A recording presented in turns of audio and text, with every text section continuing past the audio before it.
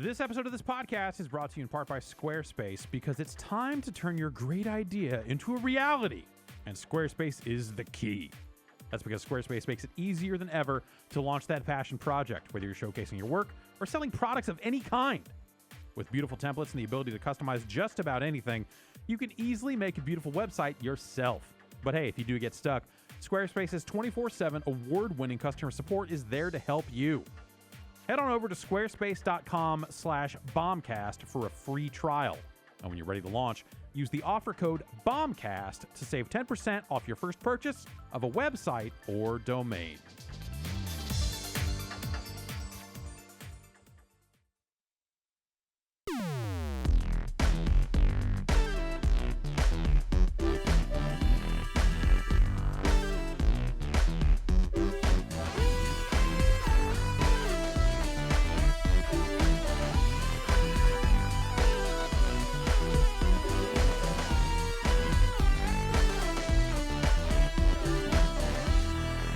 Hey, it's Tuesday, August the 28th, 2018. That means this is the last Giant Bombcast of August.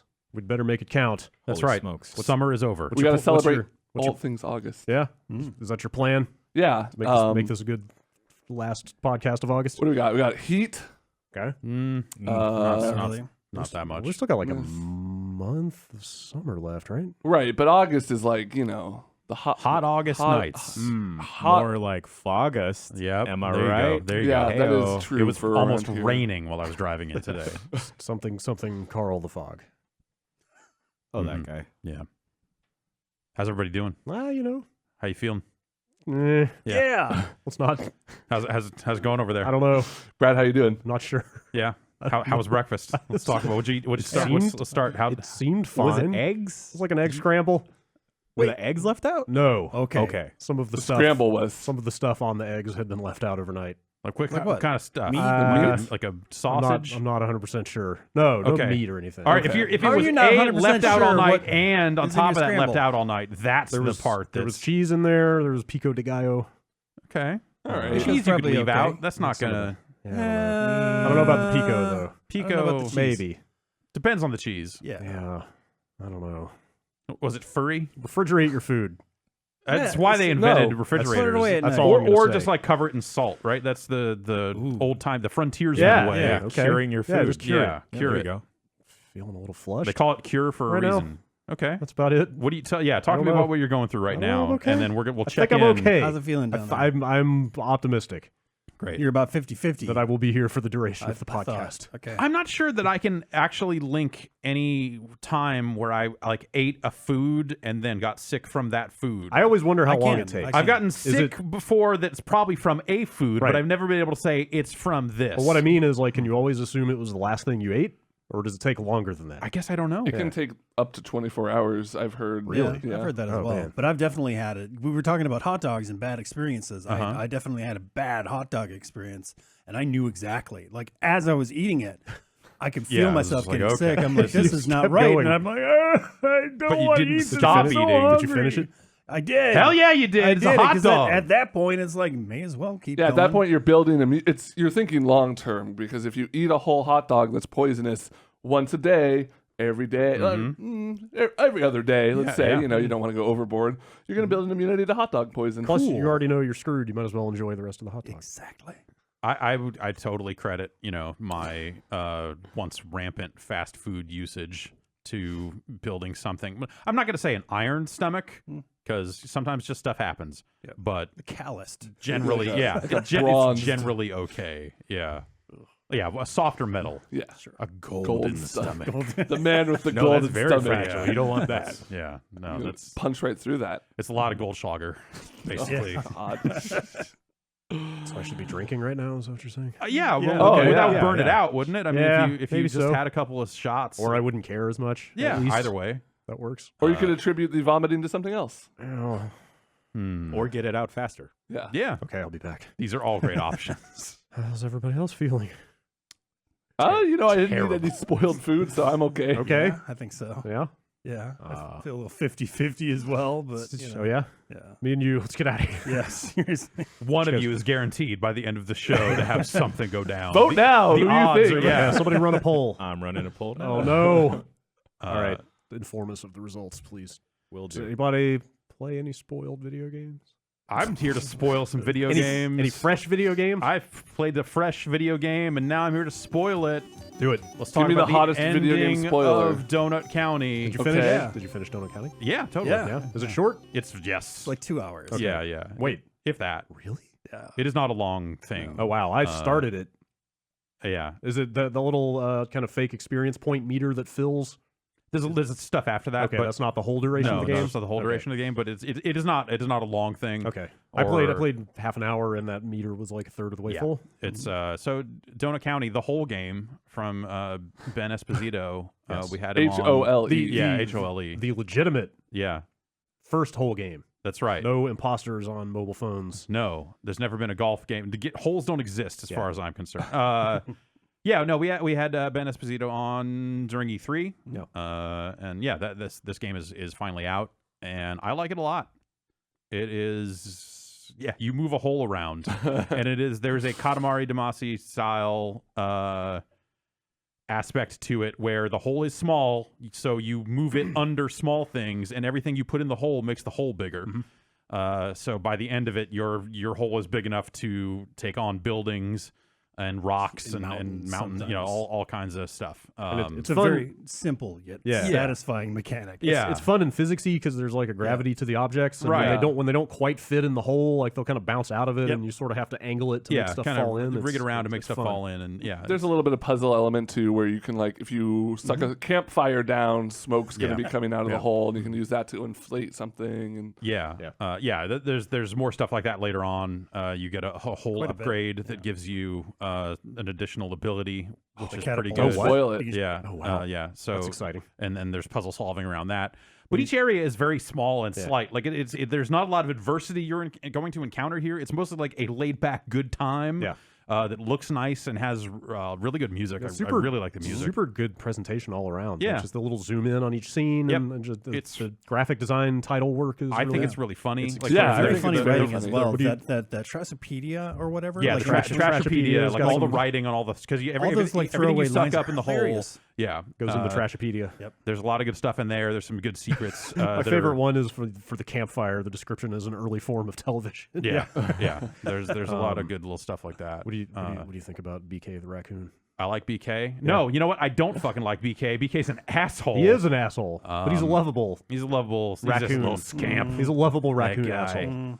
Those fucking raccoons coming in, taking over the place. It's a good story, you know. It's got a genuine message to it. Also, like it's not just like I don't know. We made the whole game, and here's a raccoon. Like it doesn't like it ties itself up pretty well. Do you think it's maybe a little Night in the Woodsy in that, like I don't know.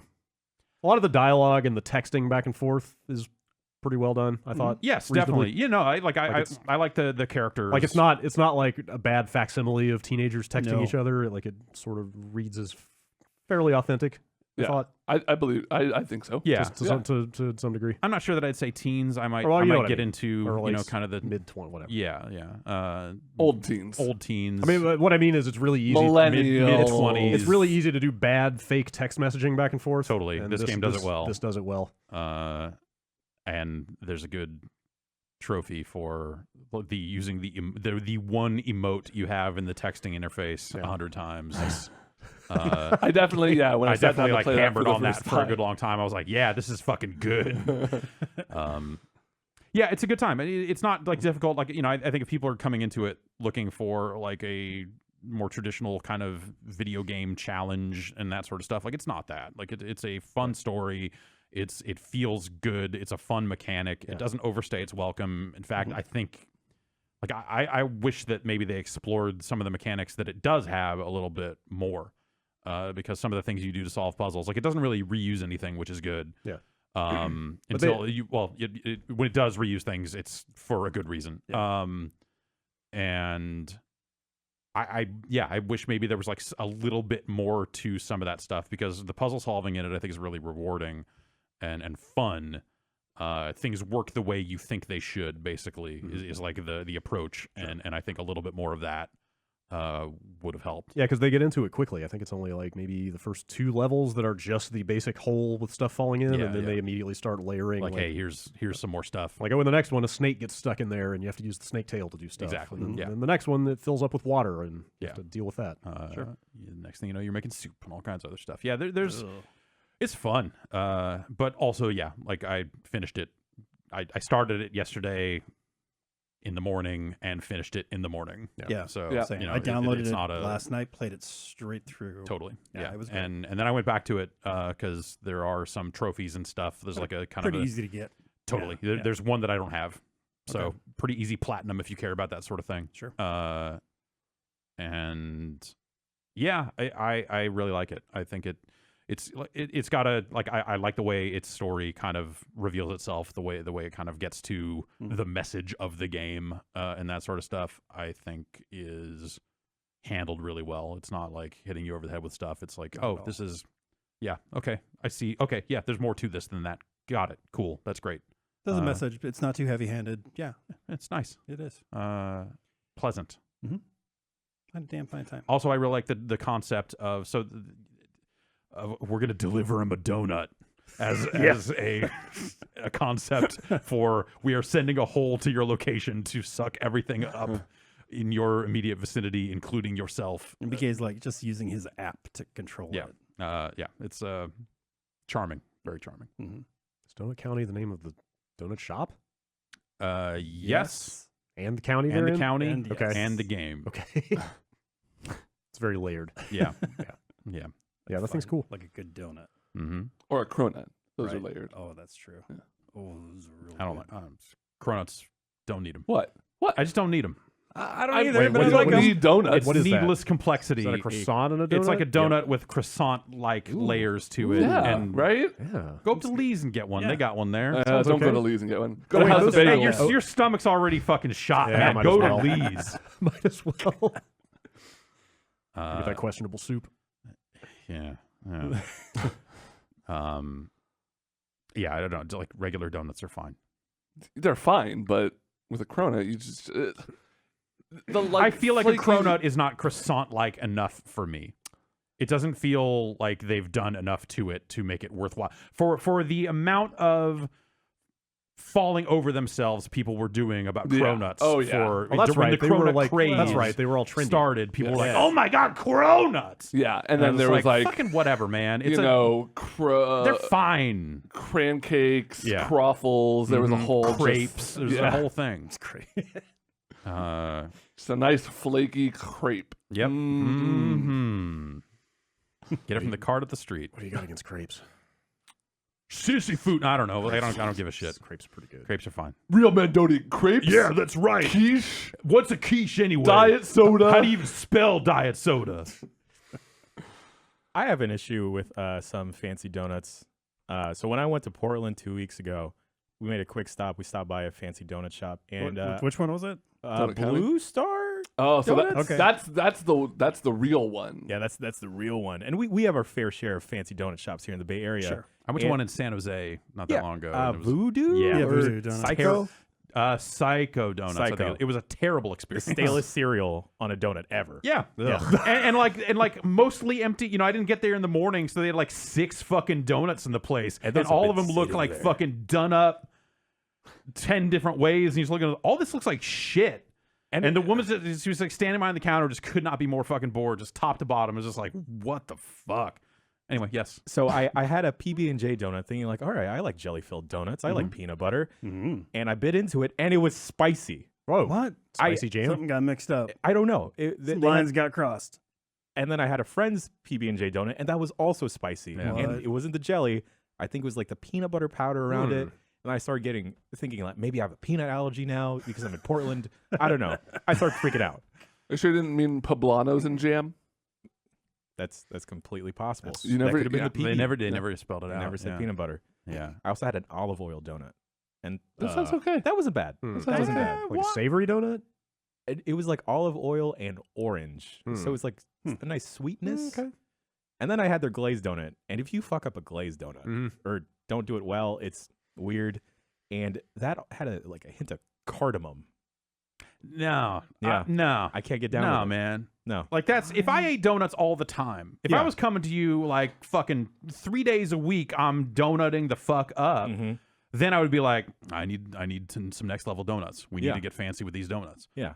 Like I don't eat donuts very often. So when I want donuts, I want some regular ass fucking donuts. Like a jelly donut or a fucking Yeah. bear claw or Yeah. like some An glazed donut. old-fashioned. Yeah, old How fashioned, about- just like a regular ass chocolate raised glazed fucking donut. How about a Krispy Kreme? I guess. Yeah. Like I don't need that. That's even too much at some point. It's just like Krispy That is Kreme. the most basic ass donut no, I they can think drench of. it in that shit. Yeah. If Yeah. I want a Winchell's to open up, I want fucking just some regular ass motherfucking donuts. So I can go like, yes, Americana. Krispy Kreme is fine, but I will mention that Donut County itself contains a lengthy treatise on what makes a donut. Good. yeah, Is a donut hole a donut? Though it's the whole. It is a donut. yeah, it's Is a it? donut because It's a not all donuts have byproduct. holes. But it's Not all donuts have holes. It's but- made out of donut. the donut hole is It's recognizable as it's donuts. the hole. You get it from a donut store. But it's still a donut. but it's not. You It's a can't- ball. You It's can't like- dunk it. I mean, they should- You can't. you could dunk. You could totally dunk a dunk a donut donut. hole, but not in the same way that you get that satisfying like slam dunk. satisfying like The ability to attempting dunk to is cram a not- big donut into a Well, coffee. no, I mean, you Like, take a can't bite even- of it and then you put the corner in. Come on, you don't tell me in all your years you haven't developed perfect dunking technology and techniques. I don't dunk just 'em. I don't I dunk just them eat all 'em. that much anymore. That's the whole I point never of the dunk a donut. No, Yeah, it's no, not. That's never- literally the whole point. Is it's like soft and Never a big gooey. dunker. You dunk I'm it fine and with it just makes that the in my middle mouth. melty and What then are you the dunking in? outside What are you is dunking in? 'Cause you're- chocolate milk. Okay, yeah, that's what I would Because go you with have also. that on hand. Yeah. Like, every Well, time you Well, get they it at the sell it at the donut donut store. shop. That's It yeah. needs to be a hot liquid that you're dunking it in. Yeah. It's not I an mean, Oreo. I've done it in a tea before, and that's nice too. But like A tea? What Yeah. kind of tea? an Earl Grey. Okay. All right. Yeah. All right. That's fine. If I'm gonna dunk, I'm gonna get something like a biscotti that's nice and Oh god, biscotti's nice awful. and crunchy. Biscotti's a nightmare food. Biscotti seems It's the stale. Captain Crunch of food. No, totally. Every time you fucking get biscotti, you're like, oh, this looks awesome, and then you're like, why is it so hard? That's why you dunk You're it. supposed to dunk it. Yeah. I don't want fucking accessory food. Yeah, I don't need Yeah. food that I need to prep if I'm like- going to a Yeah. store and buying it. I want like them to put it in my occasionally- mouth, basically. So you don't eat an au jus? I get a French Aha! dip. I'll dip Like it a in French- there. yeah, that's right. Fuck. That's But right. actually, most Got of, you there. most of the time, Got you on procedure. most of the time, I will dump it over the French dip and like, say, just say fuck it God, that just sounds like No, a- because then and eat it with a goddamn What? fork. Because like fuck it. you might as well ask like, waiter, can you just put my sandwich in the sink for like 20 minutes? Hell yeah! That's just like if that sink was serve it full in of a au bowl. jus, that's let's just do a, it. That's just a soup. Yeah, at you that Yeah, can't point. no, eat a stew sandwich at in a that bowl. point. Like okay, I want a sandwich served in a bread bowl. Can I get a bread bowl That's- filled no, with that- au yeah, jus I think and I've then seen put that a on sandwich Instagram. in that? That's probably a thing. That's probably a thing. Someone does that and charges way too much for it Yeah, somewhere. they're doing it for the gram. Yeah. I was also charged way too much for 6 donuts. Oh yeah. What, like $12? 24. What? Yeah. $24 Wow. for 6 motherfucking donuts? Jeez. That sounds, yeah. Yeah. That's absurd. And then we went to a regular donut shop Yeah. on the way back. Good. Probably Good. the best donuts I've ever had Yeah. for like There you $3. There you go.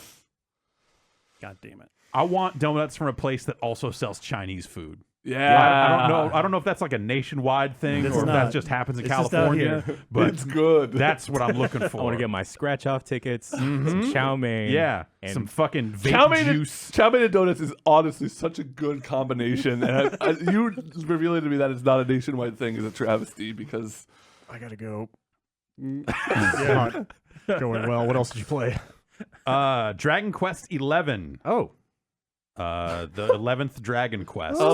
that's not out yet. It is not out. It's When not is out that- for another when week. is that out? hasn't it been out in Japan? It's been out in Japan for since like a July or yeah. something, or it's last Last July, year, I think. Yeah. So it is finally coming out in the States. I have been putting some time into it. I'm maybe only I'm like 5 or 6 hours in. I'm kind of at the big culmination of just like, we got to get the fuck out of here. Oh wait, there's a whole world. Great. Now it's an RPG. You know, like that moment in Yeah. the story. I really like it. It is. I think it just looks and sounds great. Like it's weird because I played Dragon Warrior when it came out and didn't really stay up with the series past that. Like I Same. didn't really play much of 2 or 3, which got localized.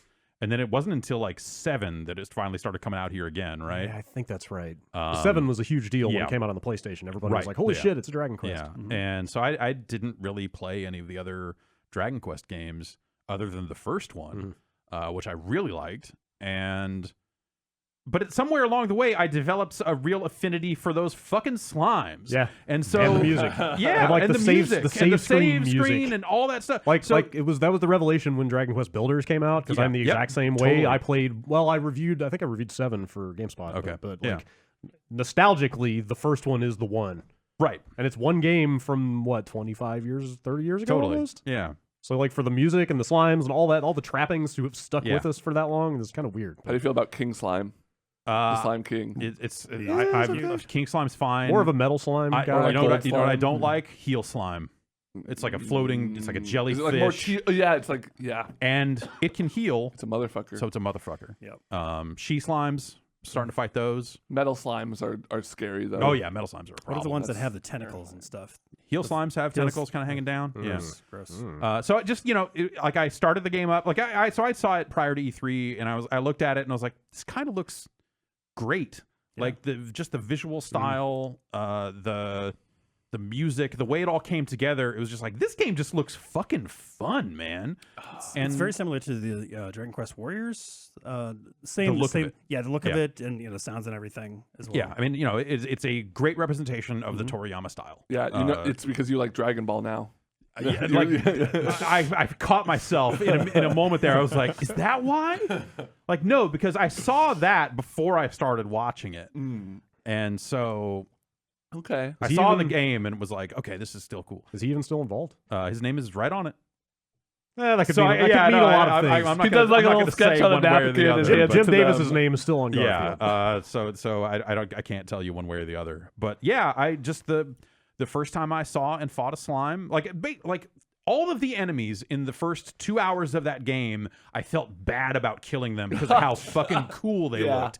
When a platypunk came out and just was hopping back and forth, and I was like, I don't want to kill a platypunk. Look at that fucker. Let's go get some drinks, man. But then he like dizzies you or something, and Yeah, no, I killed him before any of that happened. And so I have 2 characters in my party now. It seems like, from the look of the loading screens and some other stuff, you'll eventually encounter maybe like 5. I don't know if they're all in the party at once or not. So this is part of the JRPG proper. What's combat like? It's an active time. No, it's Are you- turn-based. It's turn-based. Yeah, Okay. it's very much like it doesn't show you turn order. Right. It is. It doesn't show you HP. The most it shows you is the enemies' names will change color as they take more damage. Okay. So you kind of know if one's weak. And you can run around, so you can turn off this aspect of the game if you don't like it. But basically, when the fight starts, there's a circle on the ground around the battle that kind of dictates, like, oh, here's where it is. And you can kind of run around in that circle all you want. It doesn't do anything. Really? It doesn't seem like positioning yourself. There's no like backstab damage or anything If like it that? does, it has not illustrated that. you at can like all. move out of the way of an And- enemy attack. And specifically, no, it'll find you, Yeah. and you find it no matter what either.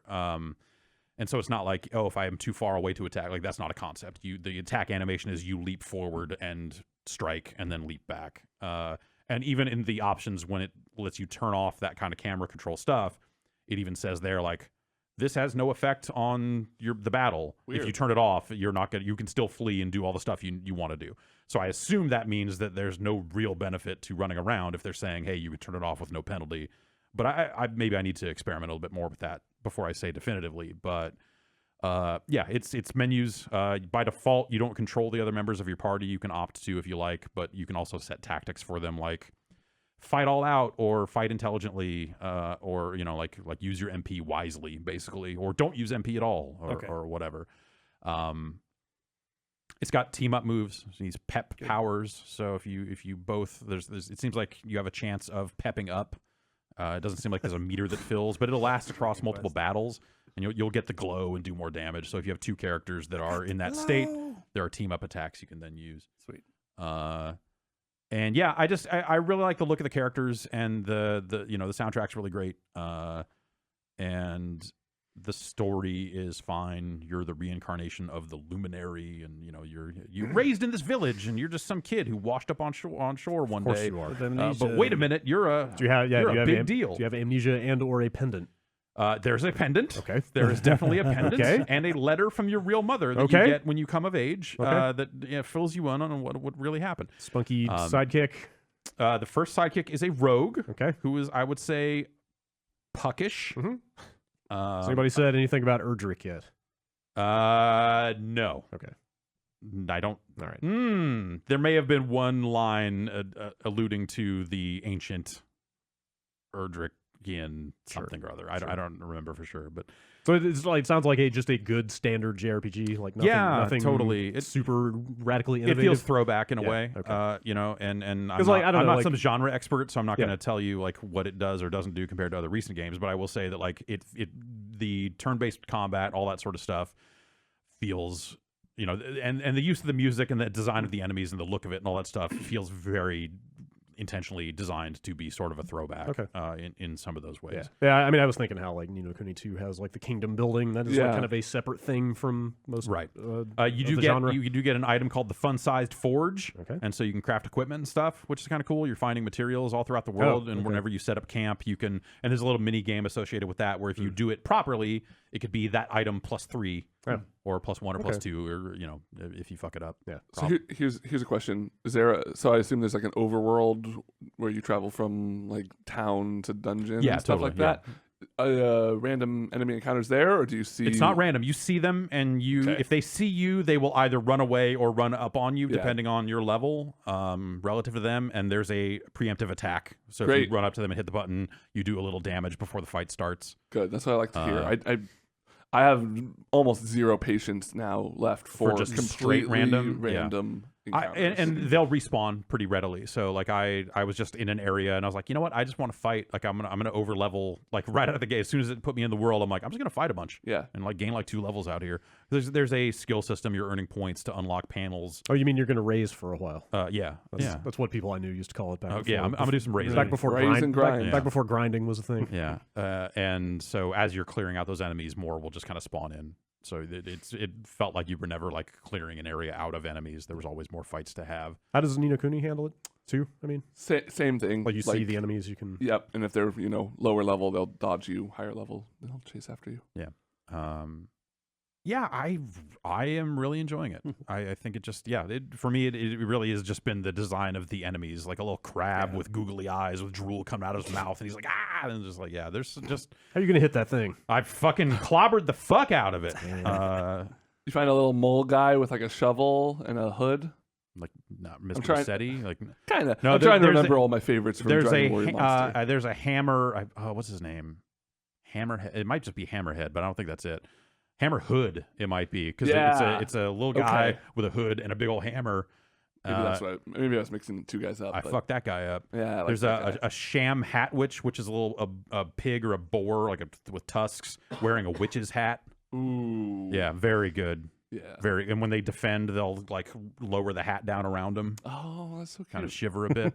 So yeah, like a lot of the classic Dragon Quest enemies and all that sort of stuff. But man, I fought there's a what's it called? Egg something. It's a mech. It's a little egg-shaped metal thing with 2 legs, and then there's a slit in it, and you just see eyeballs looking out at you.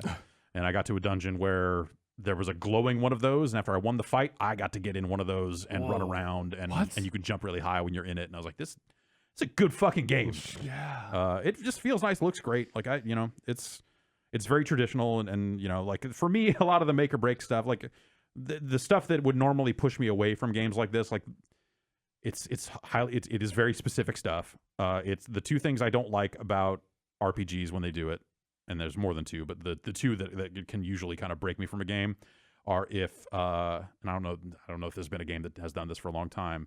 If you like set up your turn, if you're like, I want everyone to attack this one enemy, and that enemy dies, if your character doesn't go and attack the next one in line and just whiffs, Where they just hit thin air. I don't like that. Does it do that? It does not do that. Okay. I was gonna say not even. It doesn't. Yeah. I can't think of the last game. I can't think of the last game that did that either. But that's I don't have. Final Fantasy 1. Yeah, like the Final Fantasy games. That's did a that game. for a while. That's a thing that I don't have a lot of patience for. Yeah. The other thing that is a hassle that this game does do is status effects last out of battle. Ugh. So if you get poisoned in a battle and you're walking around the overworld, you will still continue to take damage until you heal it. I go back and forth on that because like some of those those throwback RPGs that Square Enix has been doing, like the Tokyo RPG Factory and stuff. Like some of those go so far as to not only clear status effects but also just like straight up heal everybody once the battle is over. Yeah. And at that point, it feels like almost there's no stakes anymore. Yeah. So I kind of go back and forth on that stuff. Yeah, and it hasn't been too big of a deal here either. I got poisoned a couple of times, and I just ran to the next campsite, and there's a way to cure yourself there. Because I just don't like, and each character has their own inventory, which seems like it could be a hassle. It has not been yet, but just fishing through your inventory for items and the management aspect of status effects, I'm just not a fan. It's a little bit too much maintenance for me. It does have in the menu. It's got options for just they call it handy heal all, and it's just an out of battle thing of just heal my party up in the most efficient way possible. Yeah, that's kind of been a trend lately. Which is Persona and some other games have done stuff like that. And that seemed good in terms of just I don't want to have to dig through the menus and have to heal each character individually and make decisions about should I burn MP to heal them or use an item? What's the better way? You can hit this and just go, fuck it, man. Yeah. And by that same token, I've not yet felt the need to take direct control of the other character in my party. Okay. I'm just kind of curious to see how the AI handles it, and if it handles it well enough or not. Yeah, it feels like a throwback in a lot of ways, but I am having a really good time with it, which I did not expect. Well, I don't know. I like I said, I really like the look of it prior to release, so I was hoping it would be good. And so far, it seems really good. Cool. Ben. Yeah, what's up? You and I have been playing some Strange Brigade. That's how the narrator says it all the time. I can't do a do British. Do it. Strange Brigade. How's that? That's Nailed it. Extremely British. I've never heard it before, but I know exactly. I'm a proper English gentleman. That's the other thing is all the characters in Dragon Quest have. Oh yeah, they are British. Cockney ass. Yeah. Is it voice acted? A lot of it is, but any major character is generally, but then all the regular townspeople are not. But a lot of that is written in I think you want to go and do this. It's very. It's that, which I think actually it's charming. It works in this context. It's nice. I mean that the original game was a lot like that too. There's a lot of dost thou want to save that game? Yeah, but it was more dost thou want to. This is more you get into the downtown area of town where the real people live. It's a chimney sweep. Yeah, hanging out. it's just oh, look at these moppets. Such Cockney shit. Kind of, yeah. Strange Brigade is a 4-player co-op shooter. Yes. From Rebellion. Okay. Yeah, it kind of came out of nowhere. Yeah, I thought at first it was just going to be kind of a Left 4 Dead sort of thing, and it kind of is, but it's different. I almost want to say it's a little Uncharted as well. I mean, it's got an explicit Indiana Jones vibe. Yeah, so it's straight up. Yeah, it's campy. It's straight up 1930s treasure hunters. Going to Egypt. British dude saying, "Brigade, you need to look out for these mysterious mummies." A lot of alliteration in the narration and just really cheesy. There is a slider called British cutesiness that you can turn down, and it will dial it back a little bit because it is so over the top. Which I really appreciate. I was telling Abby and Alex are also playing it, and I was talking to Abby about it. I was like, it's a little too British for my doing. I like that it's so ridiculously over the top. And then he never shuts up. Has anyone said Bob's your uncle in it? No. Because the Dragon Quest goes for it. Yeah, it's cool. It's got so as opposed to Left 4 Dead, this has a little more emphasis on traps. Yeah, traps and puzzle solving and exploration. I guess so. Yeah, it's not as much combat focused. There's 3 different modes. There's a campaign, a horde mode, and a score attack mode. The campaign levels are neat because they're sort of mostly the gameplay is a series of combat arenas that are connected by puzzles or exploration. There's branching paths. Explain a basic puzzle to me. Do they require everybody? Yeah, well, no. You can do them solo. They'll just take a lot longer. I played through the first mission of the campaign solo and didn't have a terrible time. Even though it's a multiplayer game, it's kind of playable by yourself. Yeah, totally. So a puzzle will be there's a big room that you fight a bunch of enemies in, and after you clear the enemy, you go and find a door.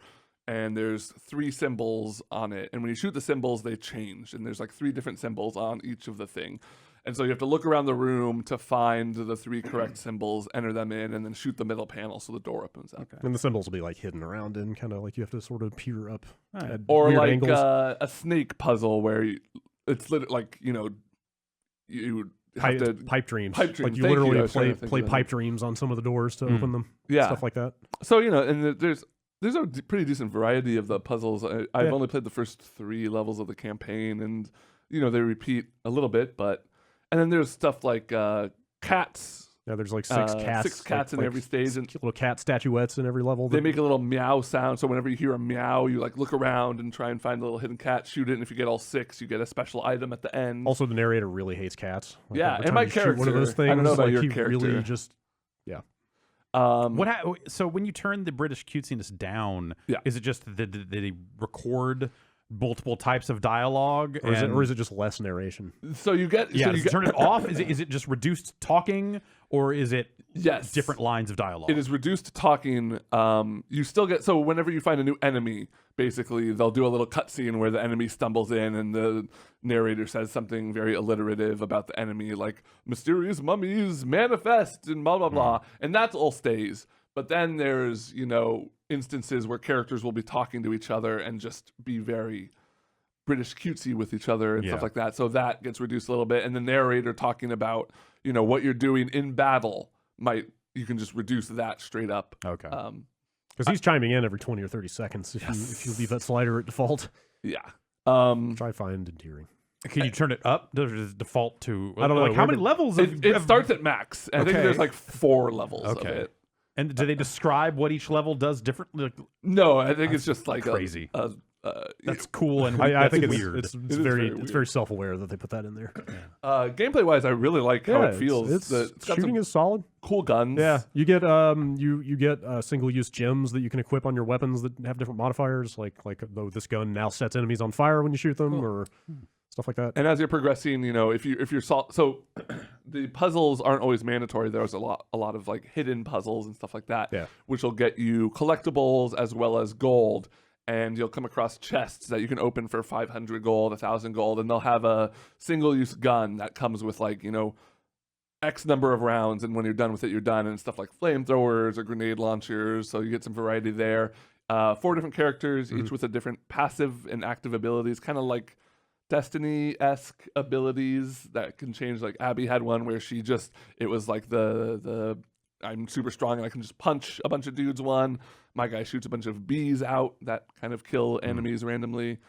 There's a lot to it that I wasn't expecting. Yeah. Does this feel and what's the pacing of the combat? Is it like wave based, like every so often more shit is coming your way no matter where sometimes, you are, or do you clear out a room? Is it just like moving through a campaign with set It combat seems more checkpoints? that. I mean, some of it might be dynamic, and Okay. we don't know because it's the first time we I was played gonna say, levels, like but- this kind of is starting to sound like the Call of Duty Zombies stuff, but that is very much like, hey, you've got a minute and a half between waves, No, and no, like no. you're moving. So there is a the mode like Zombies that. is you moving through a campaign and opening up different areas, and some of it is very puzzle oriented along the way. There's no, but- you're not deploying traps yourself. There's no defending territory or anything. They're all just in the environment. Like anytime you aim down sights, everything that you can interact with highlights red in the environment. And there's like tons of they like blade traps that'll spring up out of the floor and just spin around and cut everything. And I'll tell you how many people you kill with a trap. Like it's like, whoa, you killed the 18 dudes. combos and with stuff. that. Or you like shoot torches off the wall to make everything catch on fire. Like it's just a bunch of interactive environmental stuff.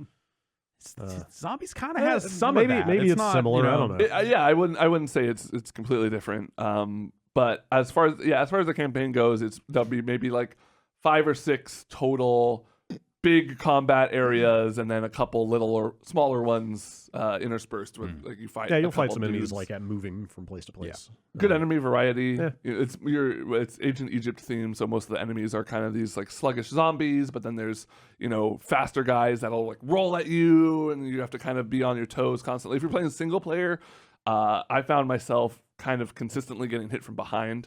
Because so they don't change the enemy density or whatever. I don't by think yourself, so. right? It's the same no matter how many people. Really? Yeah, and since there's these larger zones, they're kind of coming from all over the Yeah, place. yeah, They're yeah. not just funneling down areas. So I think this game was definitely designed to be played co-op. Though No bots? I don't think so. I haven't seen the I option. mean, it's got matchmaking. You can Yeah. just search for running games and hop in. So And then it's got a typical horde mode, kind of where the only difference is there are locked doors with money amounts, and that's how you get more potions. Okay, that is So is that sounds like Yeah. zombies. Huh. That is very Okay. much like there are vending machines in that game that are or chests that you open for money that like a random gun pops out. Like that is. So did they just look at Call of Duty Zombies and say like, okay, if you're not going to make a game out of it, we will? I don't know. Huh. And then lastly, there is a score attack mode where, or I can't remember if it's time attack or score attack, but basically you have a par time for a course, and you're supposed to, get to the end by the end par, and there's lots of enemies, and it usually ends with a boss, or some larger enemies. The one complaint I do have is Abby kind of pointed out to me, and now that I've noticed it, I can't get around it, is the bosses are just very bullet spongy. Yeah. They're just kind of like larger dudes that you just got to shoot a bunch, and they're not really doing anything interesting. They're either just running at you or launching, items at you. It's a little underwhelming in that regard, but overall, Yeah, I mean, the levels are also kind of Destiny Strike-ish, I guess I would say a little bit. So yeah, the bosses are that type of thing. Okay. Just dump rounds into them for 5 minutes at the end. Yep. But yeah, it's I didn't know what to expect from it, or if I didn't necessarily have high expectations, but it Strange Brigade? yeah, it's more entertaining than I thought it would be. Yeah, totally. Yeah. We played a co-op 4 people last night, and it the connection seemed really good. Like, it seemed like nobody was having any issues really. And there's just some cool co-op spotting puzzles. There's that thing where we had to direct light beams all around the room, but the person moving the crystal couldn't see everything they needed to see to do it, so somebody had to stand over there and describe okay, point it over here, and then now this thing lights up. And it's like if you were doing single player, you'd have to just do a lot of running around to do that. Yeah, so it feels collaborative in a lot of cool ways. Yeah. Yeah. You play anything else? I played a good chunk of The Messenger. Oh, yes. That's out. That is out. Yeah. I want to play that. It is very fucking cool. Yeah. It is so it is best to describe, very easily described as a Ninja Gaiden old that game. NES style. Like you see one screenshot and you're like, yep, okay. I see where they're going with this. But just calling it one of those, it would be a disservice, because they do a lot with the progression. The first kind of mechanic that you get that they utilize really good throughout the whole game is they call it shadow striking or shadow vaulting or something like that, where you have one jump, but if you hit something while you're jumping, you get your jump back. And that can be like torch. They're kind of Castlevania style, things on the walls that you can hit. They can be enemy projectiles. They can be enemies themselves.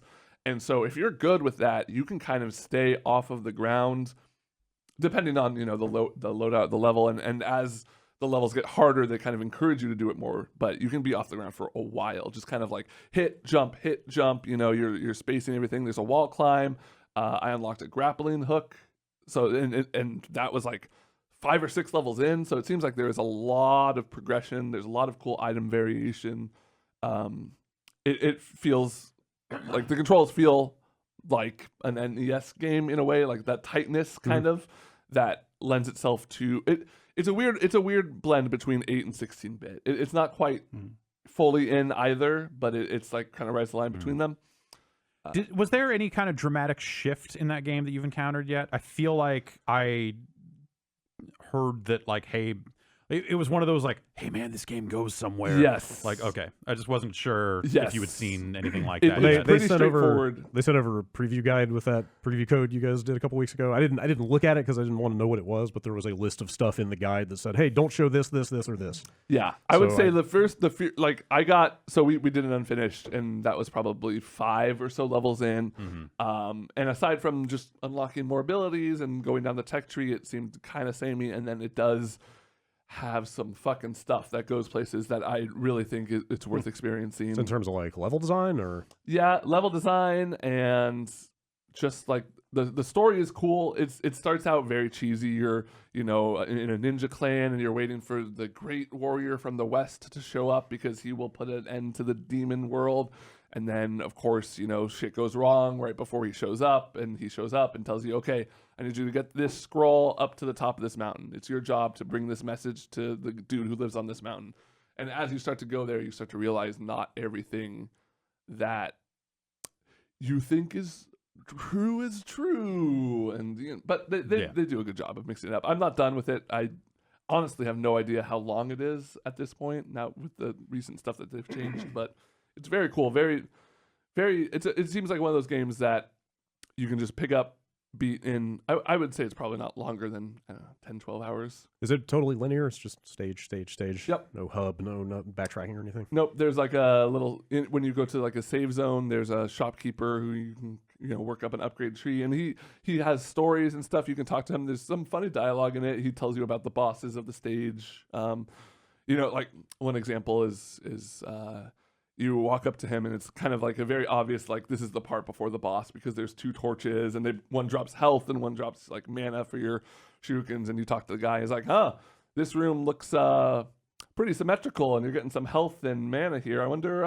what's going to be in that next room. Wonder if there's something big waiting there. And then you like talk to him afterwards and he tells you about the boss's weaknesses and stuff. And he's like, oh wait, I guess this isn't valuable to you because you've already killed him. Yeah, it's cool. It's worth checking I'll out. check that out. Yeah. Jason, you got anything on your plate? Yeah, I got a bunch on my plate, actually. Yeah, just plowed through Donut County last night. I've been trying to plow through Monster Hunter Generations Ultimate. So that's Generations 2, or Double Cross, as it was known in Japan. Yeah. This was actually released well before Monster Hunter World came out. This is on the Switch. This is on the Switch now. So it was on Now the 3DS. that's a double cross. That is a double cross. So it was just on the 3DS before, and this is just a port of that. So upgraded visuals and textured resolution, upscale and stuff, and it looks nice when it's running in handheld mode. Doesn't run so great in docked mode as we found out. Pop that guy in, and it's running A little chunky. Yeah, a little chunky in parts, 30 frames per second for sure, and then or less. Or less for a 3DS game. Sometimes it was jarring. Yeah. To say the seems like some of those games should just have a toggle, like, hey, run it like it runs undocked, but docked. Like, just spit out 720p if you have to. If you have to, absolutely. But it is nice having, a Monster Hunter in, a handheld format that you can use big boy controllers on, I guess, and have that nice high fidelity screen. And it's nice having those old monsters back as well. Like, this is kind of like a greatest hits. There's probably 3 times the amount of monsters in this than there were in like World. So a lot of the old mainstays that didn't make it to World, they're back. Your rabbits, your monkeys, your T-Rexes with rocket packs and shit. It's nuts. And you get the Prowler mode as well. That's where you get to play as the cat. But other than, like the expanded roster, it's old Monster. It is old Monster. I watched you play like 5 minutes of it. Yeah, and it's really hard to go back to. Yeah. I've gotten very, very used to the World. conveniences of World. So what are you talking about, like retracking monsters? Yeah, you gotta paintball everything. Ugh. There's loading in between zones. You gotta bring in all your pickaxes and whetstones. Cooking is a mini game. Oh yeah. Oh, the whetstones are finite again, right? Yeah. Like if you forget to pick up the map out of the box at the beginning of the mission, you don't have a map. Yep. Like, or if you didn't bring a bug net, it's like shit. You can't catch that butterfly. Yeah. What are you thinking? Don't do it. This is am I right? This is the one that like maybe a year-ish ago there was kind of a big outcry that Capcom had said they were not going to bring this over. Yeah. So then they just changed their mind. They did just change their mind. Yeah, I guess. Of course, again, that was before people had played World. I wonder if that's a factor of like World did really well. Yeah, there's sure actually maybe an audience for like a bigger audience in the West for this than we thought. But what are all those people going to think that played World as their first Monster Hunter if they go pick this up? Yeah. I need to warn those people. Yeah, it's like welcome to the big leagues. And it's a great thing for like really diehard fans, to have all these monsters in kind of one place. It's like a great. I don't know. Do you think this is collection? Not that the game's gonna betray this one way or the other, but do you think this is it for that style of Monster Hunter? Do you think this is you call it a greatest hits? Yep. Do you think that this is it and World is the way forward? I do think it has to be, right? I think so. Oh, yeah. Anyway, they can make more portable versions that are. But I think they do need to look at the modern conveniences of World and apply them to I mean, World is going forward. World is not only the highest selling Monster Hunter, but the highest selling Capcom game ever at this point. So they would be crazy not to 10 million units, something like that. Yeah, the thing I was thinking is like, I wonder if they do World 2, and obviously that's that. But if they still are like, and here's other Monster Hunter, we're gonna keep making those. I don't see that. Need a way to blend that. Like I want to see that deep expanded roster of monsters in like a World setting. I guess the thing for me, I mean, I don't travel in like the deepest Monster Hunter circles, but people like you who who are super hardcore don't seem to have been disappointed with World in any way. No, Like I don't see anybody out there there's certainly saying a few like, that are oh, really? missing. Are that there are some? definitely missing Okay. some of those monsters. Because I haven't seen a lot of people I'm just like, included. oh, they dumbed it down, or it's for casuals now, or anything. Like I don't see. If that anything, it seems like the sentiment. complaints would There's be some along of the that. lines of like, hey, this is like a really good foundation, but yeah, it needs these Yep. monsters, it needs this, it needs this. It's These missing areas, some of the stuff Yep. that made those games cool. Yeah, totally. But yeah, just be warned. It's old school know what Monster you're Hunter. getting into. Yeah. I started playing it on the PC again, Monster Hunter World, World? that is, and I can't. Yeah, still can't do it. I just didn't want to start over. Like I was at a point I was like, I've already leveled up a character. Like I've already unlocked a lot of stuff on PlayStation. Like Yep. the load times are amazing in this Aren't version, they? and compared. Well, actually, I guess it's not that they're amazing. It's that they're good, and that the load times on PS4 are the fucking opposite of good. Yeah. But Not yeah, fantastic, I think no. I would still. And it's weird stick that with that one. they're gonna have their like weekly events kind of different than the console version Yeah. as well. So they can't have like one communication saying, "Hey, this event is going on this week." They have to say, "Hey, this event is going on for PS4." All those players got such a later start. Maybe they just want Still- the first handful of them to match up on PC, and maybe they eventually sync it up so they can just go like, whatever. I hope like once so. they get into a phase where they're just rerunning the same events over and over again, that's probably when they sync it up. Yeah, if I had to guess. There was so much content that was released, kind of post release. Yeah. That PC players are missing out on. Mhm. You know, And that's still I all- wonder when it's going to be rolled out. That's all still been free up to Yeah. now, right? Yep. Have they said Well, anything the- about like bigger like paid they- expansions? Or? They charge a shit ton for like emotes. Oh yeah, and shit totally. like yeah, that. but I mean like monsters Stickers. and like actual. Well, don't they Those have been typically free. follow the pattern of like game and then like iterated version Oh, of that's game? right. That's right. They'll just put out the super turbo of this World yeah. G or whatever. Yeah. Yeah, or that's exactly what this one is. This Yeah. is Generations or Cross Ultimates or Double Cross. So there was a normal Whatever. cross Yes, before the this. one. Generations on the 3DS. We actually played that in a little bit. We got a quick look of that, and it is that same game for the most part. Yeah. But a bunch of late game content. There's some changes to some mechanics as well. But So the pattern doesn't would be really- for there to be like a Monster Hunter World X next year or something like Monster that. Hunter Galaxy. Like just like an expanded version Odyssey, of this game. yeah. That's the trend, but we'll see. Yeah. You know, they're bucking a lot of stuff now, so we'll see. I wonder if because they're on these modern platforms now, if they would offer just like an upgrade path to existing owners instead of Right. making you buy a whole new game again. It's like, hey, pay $30 and Hey, get the new stuff. Capcom loves upgrade paths. Sure. They do, but they Yeah. also love free content for Monster Hunter. You know, if you look at the past releases, so many different events and items, and monsters have been free. We'll see if they continue that, or if they go the route that they sometimes do. With like the Generations Ultimate Edition or 4U with 3U, whatever. We'll see. But other than that, I'm playing a little bit of Blade Strangers.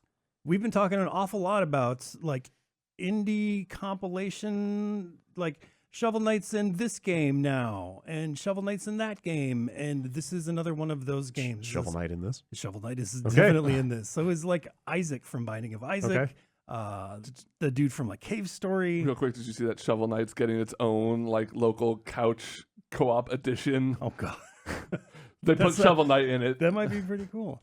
But this is a one-on-one fighter. Kind of 2-button controls, light and heavy attacks. They've got a dedicated skill button, so they don't have like traditional like Dragon Punch motions or Fireball motions. It's just hold a direction and hit that skill button. So it's Kind of like Pocket Rumble. a little bit, yeah.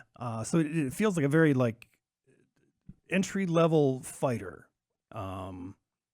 There's anime elements to it, but there's not like air dashes. There's not a ton of gauges to worry about. You've got, your character, you've got your combo meter, which will go down as you're comboing them. And then you've also got, like a super meter. So it's very straightforward in terms of its mechanics.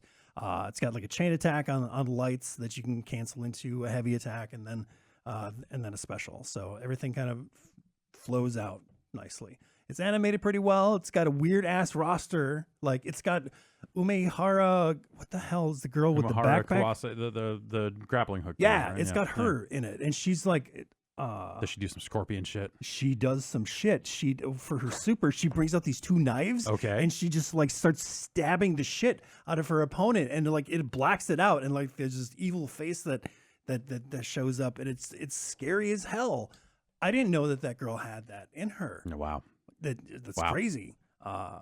It's Blade Strangers, it's on PS4 and Switch, right? Is it? no. It's just on PC and Switch, I think, right now. I just got a PlayStation 4 copy at my desk. Oh, so okay. It's definitely on PS4. It's on PS4 as I well. was more wondering what version you were playing. Oh, okay. Switch version. Okay. Yeah, I looked for it in the shop last night. I didn't see it. Yeah. So I think it maybe just came out today. weird. Okay. Yeah. All right. I don't know. There we go. Those platforms. Yeah. It's a high price tag though. I think like $40 Hmm. for that. But yeah, it's got like 16, fighters in it. It's got story, arcade. It's got training missions and shit like that. So Play any online? no, not yet. Fighting game of the week. Yeah, I mean, Yeah, I think it just launched today, so today would probably be the day for, Yeah, for exactly. online stuff. Sure. Yeah, I didn't So even many try it. fighting games That's true. these days. But how many was Shovel Knight? Fair. Like 7, many. 8. yeah, How is yeah. it? How is Shovel Knight animated? Because like he's a little 8-bit looking pixel art guy. He's in huge, his actually. He's a indigenous game. grappler. He's Okay. fucking rad. But I mean, like, is it animated in like a style, like an anime looking style? Yeah. Or okay, yeah, Huh. yeah. Everybody's got Isaac like, the same too, like- style. That's the redrawn Shovel Knight. Yeah, like actually that- sounds Shovel pretty Knight. exciting. I would be curious to see footage of this just to see what those characters look like. Yeah, it's not like their not original giant game representation. yeah. It's like this game has a cohesive, look Art to style. it. Yeah, Huh. Weird. like the cave story dude as well, Hmm. and his counterpart. Yeah, it's neat seeing them in this kind of environment. Interesting. It's a neat game. Yeah. Cool. Jan. Well, speaking about hunting monsters, Uh-oh. Yeah, Oh. the Pokemon Going is still going. Man. still going. And this weekend, your boy caught 3 Ho-Ohs. Oh, Hell motherfucking yeah. But there was they've been doing these monthly events just for people that missed out on catching the legendary Pokemons for them to come back. And yeah, from Friday till yesterday, actually, you could catch a Ho-Oh at a 5-star gym raid. And man, I thought the community was slowly dying because you don't see people in droves running around with staring at their phones anymore. Yeah. But at least in Daly City and Foster City, it's a very, very big, somewhat exclusive community. My girlfriend and I were kind of off put by how like, oh, are you sure you want to raid with us? Like, what level are you guys? What are you rocking? What's your main? What team are Man. you? Like taking Wow. that fucking play your class attitude and transplanting it into Into the real face-to-face world. interactions Yeah. sounds awful. And then when you try and actually talk to these people, they're all just like, well, no, I mean, and they're just very awkward to talk to. Sure. But we've penetrated that community and, Okay. and we're deep in now. Yeah. We can't leave. You just have to prove yourself. Oh man. We have to raid with them at least once a day. No, you made the pact. Yeah, if you don't show up- you made the bro-O's before If you don't- O's pact. You don't show up and- for raid night, you're out of the clan. Yeah, and That's how it works. there was a guy that caught a shiny Ho-Oh, and shiny is a color variant. It's Mhm. rare. It's shiny. Yeah, it's shiny. Oh. And this random person caught it in the raid group, and the person that was on the Pokemon Go Bay Area Discord that set up the raid demanded, "You have to give me that Ho-Oh, man. I What? put this raid together." Well, you got to pay Yeah. tribute. You don't have enough DKP to keep that fucking shit. Well, you gotta kick upstairs to remain in the clan or something. Like You got to pay up to the that's- person. Fuck that. that's terrible. It wound up being a Wow. joke. Okay. But then I kind of thought the guy was serious, and like the poor guy that caught the shiny Ho-Oh was about to trade him. Yeah, I no, bet- it's a joke, man. Yeah. I was joking, but if you did want to give Yeah, it to that was me, not- I don't know. That was not a joke right up until it was. And the funny thing is how territorial these raiding groups are. My girlfriend and I went to a place closer to my house around like the Sunset area, and these people were like, "Yeah, I hate the Daly City community. They just wanted." They're just looking for 5-star raids. I want the Alolan Marowak, man. And that's the thing. Yeah. I'm gonna we're gonna reboot the Warriors Okay. with Pokemon Go. That's it. That's All right, my okay. whole pitch. Yeah. Uh, But it's funny how insane these people get and how incessant, because I've seen people with 4 phones. Yeah. And just clawing at it, taking down a gym. Does anyone have like a Yu-Gi-Oh style arm thing? I'm with about to make multiple one phones myself. and I'm just like- gonna start collecting old phones and hotspot them, just like Yu-Gi-Oh dual disc Yeah. status. Yeah. Pokemon Which phone are you on, or which platform?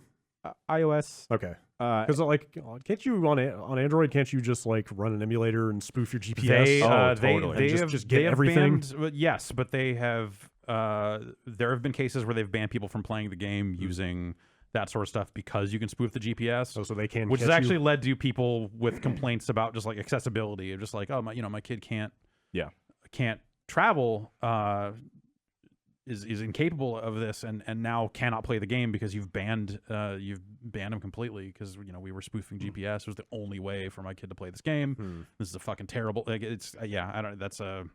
There's also a big movement against spoofers while raiding because they'll fill up the raid. It's like a 20-player lobby, so people insist on doing private groups. But even then, these spoofers will just guess whichever code it is and get into the lobbies. It's crazy.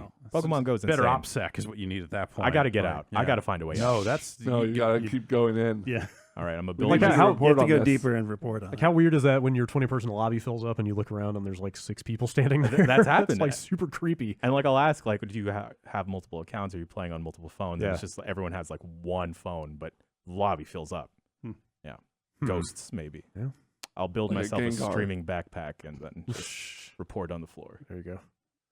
All right, that's video Man. games. Yeah, that's this far after release for you to still have stories like that. This long after like Pokemon Go, it feels like in the mainstream sense it kind of came and went. Yeah, And it's totally. just, like all Pokemon things, it is just quietly insanely popular. Yeah.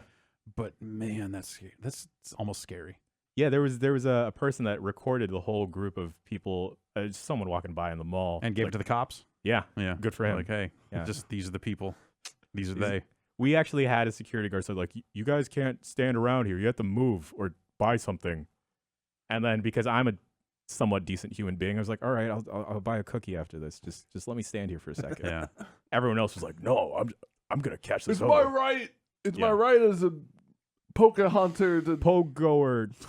I don't know. fight for your right to Pokemon. To raid. There you go. There's, All right, video games. there you go. We did them. Yeah, that's what we played. All right, let's take a quick break and come back and talk about the news.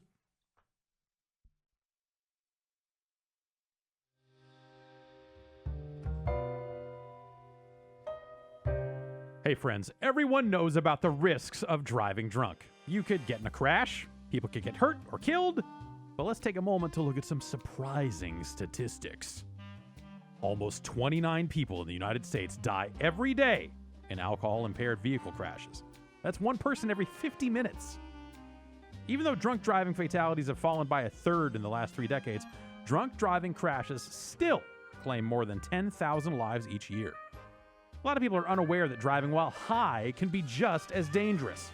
In 2015, 42% of drivers killed in crashes tested positive for drugs. Not so harmless after all, is it? And get this, from 2007 to 2015, marijuana use among drivers killed in crashes doubled. The truth is, driving while high is deadly. So stop kidding yourself. If you're impaired from alcohol or drugs, don't get behind the wheel. If you feel different, you drive different. Drive high, get a DUI. Drive sober, or get pulled over.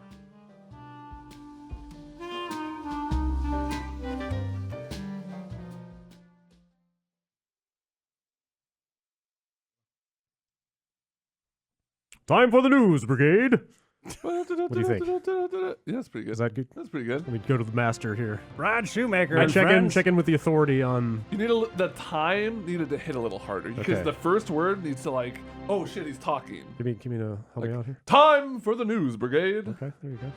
It's Thank very Mm. moved that cuteness slider up a little bit. I would It's the say year of the sliders. My guess so. cutesiness sliders on max. British slider pretty Eh. low though. Man, first story is a real bummer. I guess it was only a matter of time until we ended up having to talk about this. But That sentence you just said right there is very unfortunate. Yeah. long and the short is that there was a mass shooting at a Madden NFL 19 tournament on Sunday in Jacksonville, Florida, at a mall. 3 people, including the shooter, are dead. Another 11 people injured. And this was a competitor in the tournament. Yes, I guess the shooter, whose name I'm not going to repeat, was a competitor. Yeah. In the tournament, who the details on that seem maybe it's still a little fuzzy, other than it seems like he lost. Yeah. And grabbed a weapon and returned to the scene. Yeah, and then there's been obviously a lot of people throwing a lot of information back and forth. I didn't necessarily like lock down every little facet of it of just like, how did this guy get these guns? Did this guy have a history that maybe should have indicated that he should not have been allowed to legally buy a gun? Yeah. Except that maybe some laws were recently repealed that made it easier, and frustrating stuff like that. Yeah. Extra frustrating stuff like that. Like, fuck, man. But yeah, like this is, as far as I can remember, the first major instance of this at a gaming video game related event. I guess I don't know, but that more speaks to how frequently this is now happening, and it's an epidemic. Mm-hmm. It intersects with us in a slightly different way this time because it's a gaming tournament, but this has been happening. Yeah. In a lot of places for a long, long time. Yes. It doesn't matter where it's happening. It's that it's happening. Yeah. Is the thing. For sure. But yeah, I'm seeing a lot of outcry for increased security at gaming events and tournaments and stuff. Especially with this coming a matter of days before the next PAX. Yeah, which is probably a long time coming. But I mean, that is putting a bucket under the leaky roof. It's not fixing it. Yeah. You kind of need to start higher up. Yeah. At problem solving than hey, better security. Like, hey, yeah, sure, better security. That'd be great. But also, why are people like this able to get guns in the first place? Much bigger issue, like, where are the laws around that? Oh shit. And what more can be done? It's it's just so frustrating to have people just try to stand on the Second Amendment stuff and really just say no laws, period. Not even common sense, like common sense gun control. I think, it's right there in the name. People say, oh, well, you're never going to get all of them. It's like, yeah, well, maybe if we get some of them, that's like, hey, like, why don't we try to do something? Like, instead of just going, well, you're never going to get the ideal, so instead do nothing. Like, fucking come on. And it's like never the right time to talk about it. Of course. Yeah. It's you're just politicizing the... I was raised around guns. Same. Have owned guns. Yeah, it's weird for me because I'd probably shot my first rifle when I was like 10. Yeah, I was probably younger. Whole family made up of responsible gun owners, but like this has to change. This supersedes that. Like, as a gun owner, this has to fucking change. Yeah. There need to be smarter laws on the books to help. Maybe you don't curb everything, but just any little bit is going to be better than what the fuck we got now. Yeah. It's just so sad because events like this, you go, you're surrounded by friends, you're surrounded by the thing you love, your defenses are down. That's the esports angle on this, is because like in an ideal world, esports is like a community fostering. Yeah, like it's people you never get to see. It's like your friends that are all coming together. It's like it's supposed to be a feel good thing. Like the spirit of like positive, friendly competition and everything. Yeah. And now there's going to be tons of people who are worried to go to events like this. And it just like it's selfish, but I of course had that thought about like, oh, what does this mean for me? And then I was like, well, this and this and the other thing, and then I think about all the high schoolers out there who like don't have a choice, who on are a going daily to school fucking basis, 5 times a week and can't say otherwise, and just have to hope that things are going to be okay for them. I saw people saying like, oh, why didn't they have more security at this thing? But this was in a mall, like in a bar. Like this is not a giant arena event with metal detectors and stuff. Like this was a and like who knows if that would have even right. Who knows? Yes, smart security, like intelligently deployed security. Is something that should be thought about for a lot of events and stuff like that. But just like the idea of just like, more security, like as a generic blanket statement, is just like, doesn't seem to understand that like, hey, this, you kind of need to be smart. Like, you can't just set up another security theater like they have at the airport. It has to be like, hey, what's the actual smart thing to do here? And EA has canceled the rest of its tournament. To kind of revisit some of its security and think some of that stuff a little bit more through. I guess if you're upset about this, go make sure you're registered to vote. Just register to fucking vote. That's kind of all that we can do right now. There's so many politicians that are in bed with the NRA, that we're not going to change their mind. We can call them and write them as much as possible. But Can you out donate? Yeah, it's fairly clear that us barking at them is not going to change anything. So we need to vote in people that gun control is a priority. And I know Reed has been out there talking about, like I said, with PAX coming up. Yep. They gave a statement saying that they were. Like Evo gave a statement too. A lot of companies are coming forward and saying, yes, we need to do more, which is nice, but again, not the main issue. What was the message from PAX in particular? Because that starts 3 days from now, 4 days. Were planning to beef up. Okay. Yeah. But security. not a lot of specifics. No, in fact, I think they specifically are not being specific so as to not, kind of tip their hand, as it were. Sure. But yeah, that's the Seattle PAX in particular is a little unnerving to me because it's so distributed. Like that convention center is it's not stuff in hotels. It's stuff at the convention center. So they start having they started having bag check at PAX East, but they like PAX East is one gigantic center with like choke points that they can at least run bag checks and stuff. But yeah, like a lot of the panels in Seattle are like run off in hotel ballrooms and stuff, and there's like virtually no impediment to somebody walking into one of those places. E3 being open to the public, really, the first year they did that, there was almost no security. This year was better. Yeah, they'd have metal detectors and bag checks and stuff this year, but but it's obviously something that needs to be thought through alongside, like, hey, maybe there's something more we can do a little higher up in the process, like I said. Yeah, it's a tragic situation that hits even closer to home just because it's it's the thing we all spend our time doing all the time. Mm-hmm. So it's thoughts with everybody affected, of course. Yeah, it sucks. God damn it. Yeah, it's terrible. And just like in the wake of the international ending, like hours before, like when that event seemed to go well, like seeing things like that pulled off without a hitch, and then have something else. Most events go well. Yeah, most public gatherings go well. It's not about that. It's that, hey, some of them don't, and what can we do? It's It's crap. That's my official stance. It's fucked up. It's garbage. Yes, our official stance is we think it's bad. Just in case you were wondering. In lighter news, CD Projekt Red dropped that whole Cyberpunk 2077 demo yesterday on the internet. That was nice. Out of nowhere. Somewhat unexpectedly. Yeah. I guess kind of like live streamed it. Yeah. And, like, they had a countdown going on their Twitch channel, so people saw that something was happening. But this is basically the same gameplay demo that people saw. It's the whole thing. Closed doors. Yeah. Yep. There's a few subtle back in differences E3. here and there. Like time of day was different in some spots Oh, really? from what I saw Okay. a few months ago. But generally, basically the same thing. What do you think? Now we all get to see. Yeah. All right, who watched it? I watched it. I watched it. I watched most of it. watched Okay. it. It is long. I Yeah. really, really want to play that game. Yeah. Yeah. I can't even point out a specific thing that really stood out, but that game speaks to me on so many levels. The realistic tech. I like the cyberpunky universe. I love that it's kind of grounded in California. As soon as you get out of the Neo Tokyo, style city, it looks like SoCal out there. Some of the dialogue is a little, I don't know, kind of pandering, I guess. I mean, it's cheesy. It's a little bit. It's dense.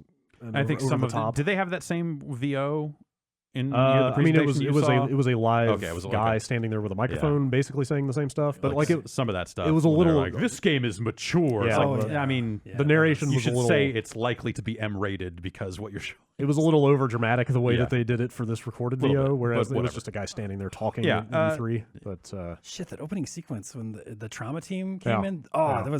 that was intense. it's like medical personnel / paramilitary. Yeah, and you have the choice of whether or not to save them and how to. And it's okay, well, we'll get this cred stick or whatever in her head, and you see the debit card number pop Yep. up, and it's Yep. because it's a pay service, for you to have this first class trauma team Yeah. come in. Conceptually, Oh, really wow.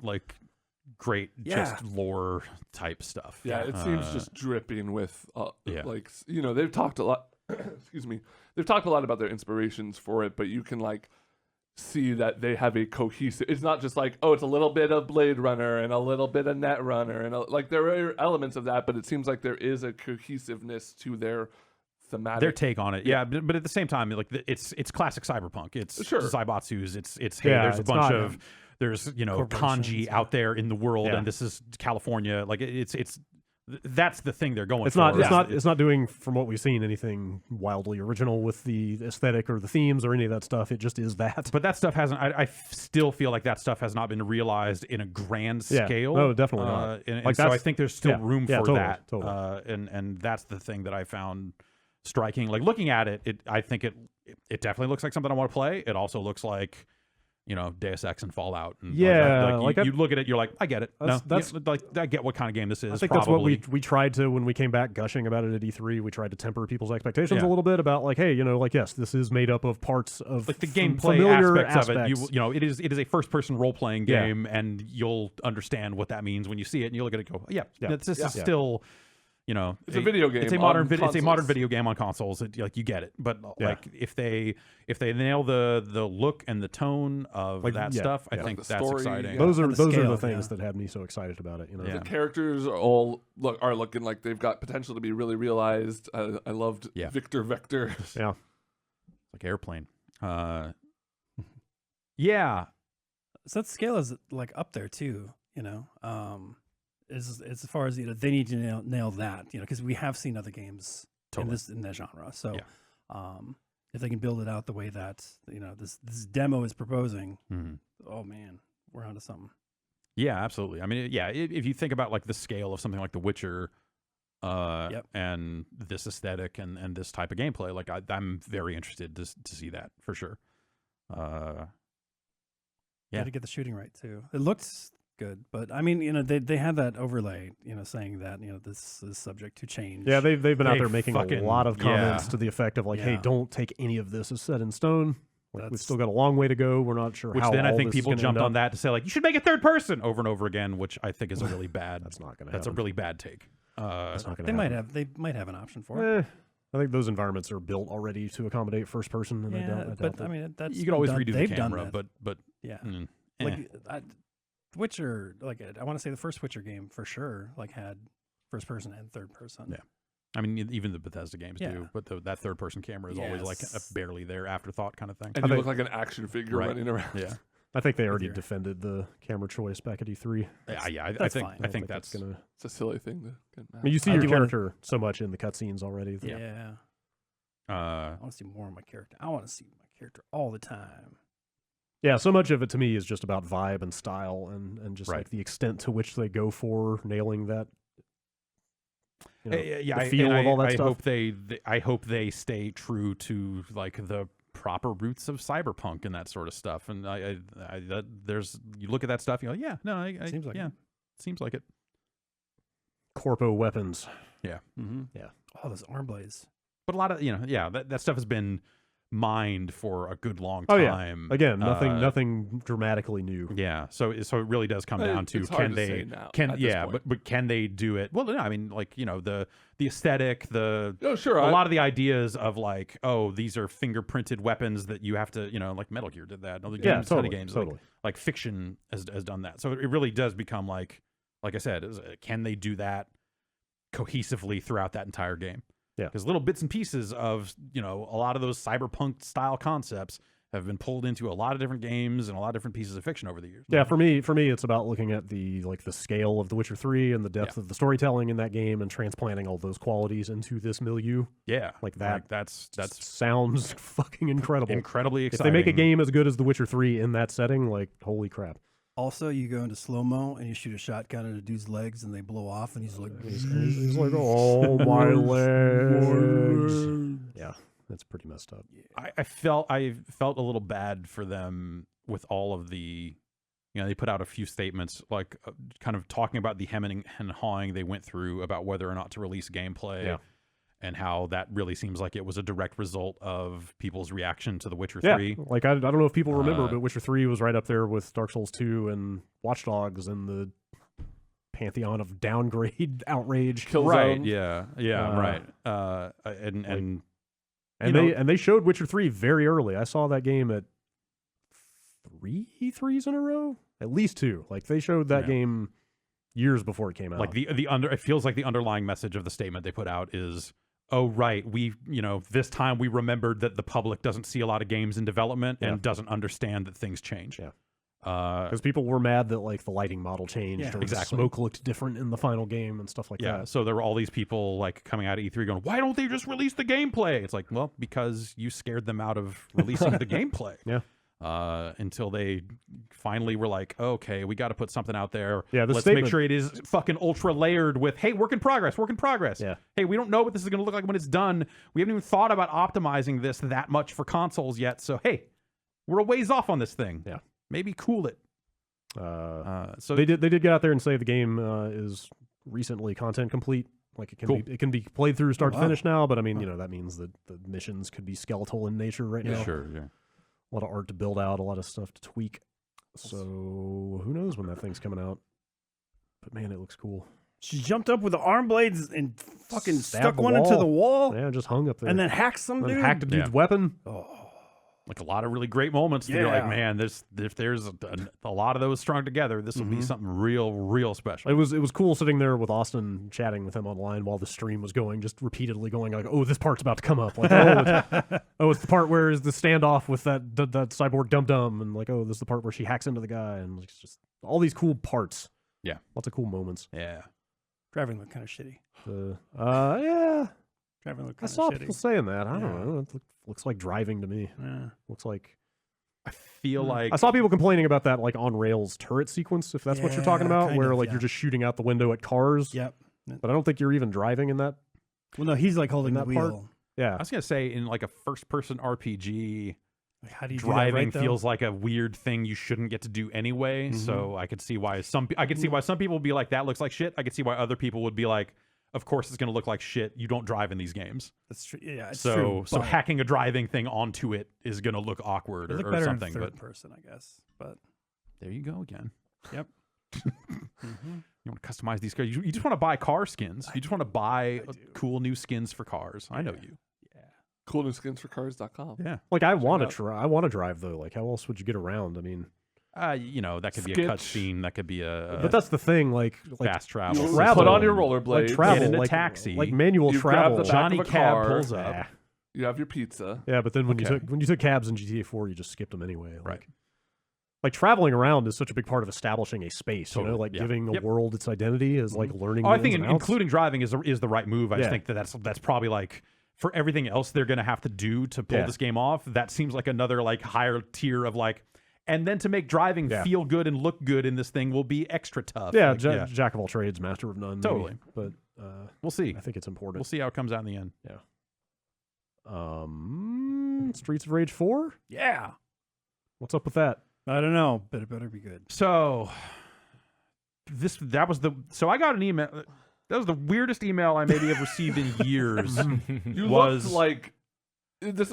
You were there. You had gotten it before I talked to you about it, but you just had this like look about you, like that you had bad. It was like you heard bad news. Or no, something. it wasn't even like it was just like fucking. What the fuck is all right? Like it was like, hey, do you want to come see Windjammers 2 and Streets of Rage 4 at PAX? What? And I was like, fucking what? Yeah. What the fuck is what? Kind of had before either of those were like officially. Well, I kind of had a right? feeling that Windjammers 2 would come. Right.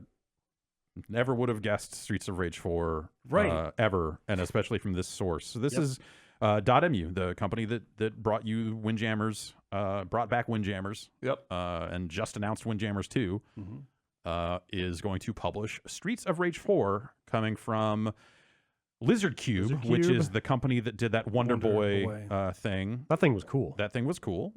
And then Guard Crush Games, which is a team that did Streets of Fury, which EX. I looked that up after you mentioned that, and that game. Yeah, the game looks like they got a bunch of their friends together. Yeah.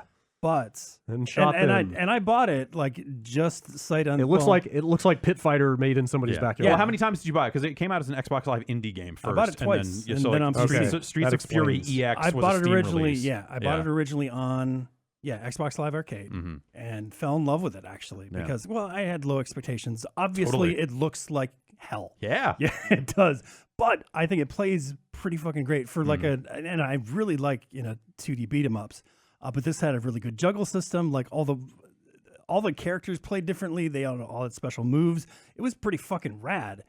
It was very light in the visual department. Yeah, for sure. But like in a campy, fun way. Yes, yeah, it was. But I stand behind the gameplay in that. I will fight anyone that says that game is bad. I am with you, but at the same time, all of the aspects about that game are not things I want in a sequel to Streets of Rage. But it generally speaking. But I what mean, are those aspects? Do you need like another like by the number Streets of Rage? Well, yes and no. There's To- one number to they keep have your- to hit that they are not hitting. To keep your nostalgia in check, do you need it to be the same, or are you okay with it? Like, I think if you're going to make a game and call it Streets of Rage 4, there are things you need to do to advance it and things you need to do to honor it.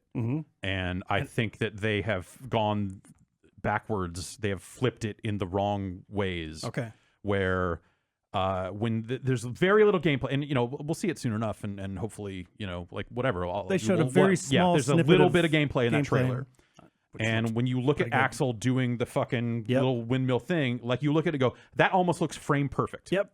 The specials and that sort of stuff, like, okay, like, that's not the stuff I actually need Really? to be perfect. Like if they want to make changes to that and I don't know. I don't know that I love the look of it. I might feel the opposite way. Yeah, because I would love to see those types of moves in a reverent sense. I want that to be frame perfect, but I also want like modernized gameplay. And yeah, there needs to be more. Yeah. But if you go too far, like, so I think Streets of Rage 3 went too far in some ways. Sure. Where it had the vertical roll, like Yep. the double tap up and down stuff. It's like, okay, it's a better way to dodge bullets, I guess. Like the stuff they did to make it 6-button controller compatible was like hacky and didn't need to be there. And generally, I think 2 is the sweet spot. Okay. So, be that as it may, like, I think making a sequel to, I think making that type of game in this day and age is already kind of difficult to make it stand out because a lot of them exist and a lot of them are too reverent to that boilerplate formula. And then the ones that go off in their own direction, I think sometimes go too far. Like, I don't know what I actually want out of that stuff. I feel like the last really solid modern beat 'em up, 2D beat 'em up that I enjoyed and thought did things just different enough was the Scott Pilgrim. Hell game. yeah. And since then, it's just like kind of felt like more of the same. I thought Double Dragon Neon was pretty good. Yeah. Okay, I didn't play that for one. what it was. Not to- and I I hated agree. that out of the gate. And then Yeah. as I got deeper into it, I was like, you know what? Actually, good.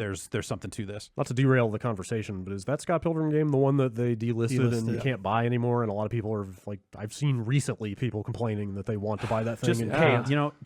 just go play River City Ransom instead. It's a better put on a- game. I think so too. It's a better game. Ugh. I like the visuals. of Like that- the that is Scott a- that Pilgrim, is a but sad- I don't like playing it. That is a sad Yeah. illustration of the digital only, like the pitfalls of not putting like out its physical licensed games. stuff, especially, is going to fall that. So okay, whatever. Like the part where you look at and play a Streets of Rage game is about 50% of it. The music is the other part, Yeah. and they don't every have it. part in that trailer is a bummer. That thing looks like so. Look, you don't do a named, numbered Streets of Rage game. I don't understand how you get into this business of doing this game. How you like say, oh, we're gonna pitch it, we're gonna make it happen, without first getting Yuzo Koshiro involved. Yeah, that's dude. Like, I don't even care that much about Streets of Rage, and I'm Like totally that's on board with that. Like, the idea of a new soundtrack in that style from him, that's the thing. That's the actual thing. that is the actual that I reason wanna to get make a new out of Streets of this. Rage is to get a new Yuzo Koshiro soundtrack. And Seriously. in that kind of 90s, like early, like house club, Yep, like that yep, style Yep. specifically. Like, just dirty pounding And beats. so when they put out a trailer for Streets of Rage 4 and it's got this hyper colorful kind of neon-y looking style to it that then is matched with like someone sat down and said, can you do Kavinsky? And someone went, yeah, totally. I've got a button for it and everything. Yep. It is so not Streets of Rage anymore. I mean, have they left the door open to get him? I Like, the I- language seemed... He tweeted out saying like, "Oh, I don't really have anything to say, and sorry." Yeah, I mean that's it, you don't. If you have him, you make that announcement up front. But what I mean is, are they still trying to get him? We'll talk to them Okay. and find out. Okay. I don't know, but my gut is that it'll be like remixes that are done in that synthwave style, which is super not Streets of Rage. So like, he has not been that prolific recently. Does Ancient still exist? Like that was the company that did that. It was that tower defense game for 3DS. I'm not sure. Among other things. I looked him up recently. He dabbles here and there. Right. He does some stuff, but like not a. So I don't know. Maybe they approached him and he was like, nah. Maybe. Whatever. I'm done. Like I don't know. I don't know what the situation is. So maybe they tried to do it and it didn't happen. So I don't want to necessarily like lay blame or anything like that. But I just look at it and go like, that's not like the only thing that I see about that is Streets of Rage is that the little animation on it looked to be kind of frame perfect, and that's cool, but not enough. That's the only bit of gameplay we've seen. It's a little hard to judge, but little hard to judge. But like that trailer, really, all that I'm saying is like I don't know if it's gonna reach the levels that it needs to, but I have faith that it's going to be fun at least. I think maybe. I think it was a nice surprise. Like we never thought we were going to see another Streets of Rage game. Sega's never going to make that game again. Yeah. Like by the time they would make it, it would be Total War Streets of Rage or something. Like it's Go not. on.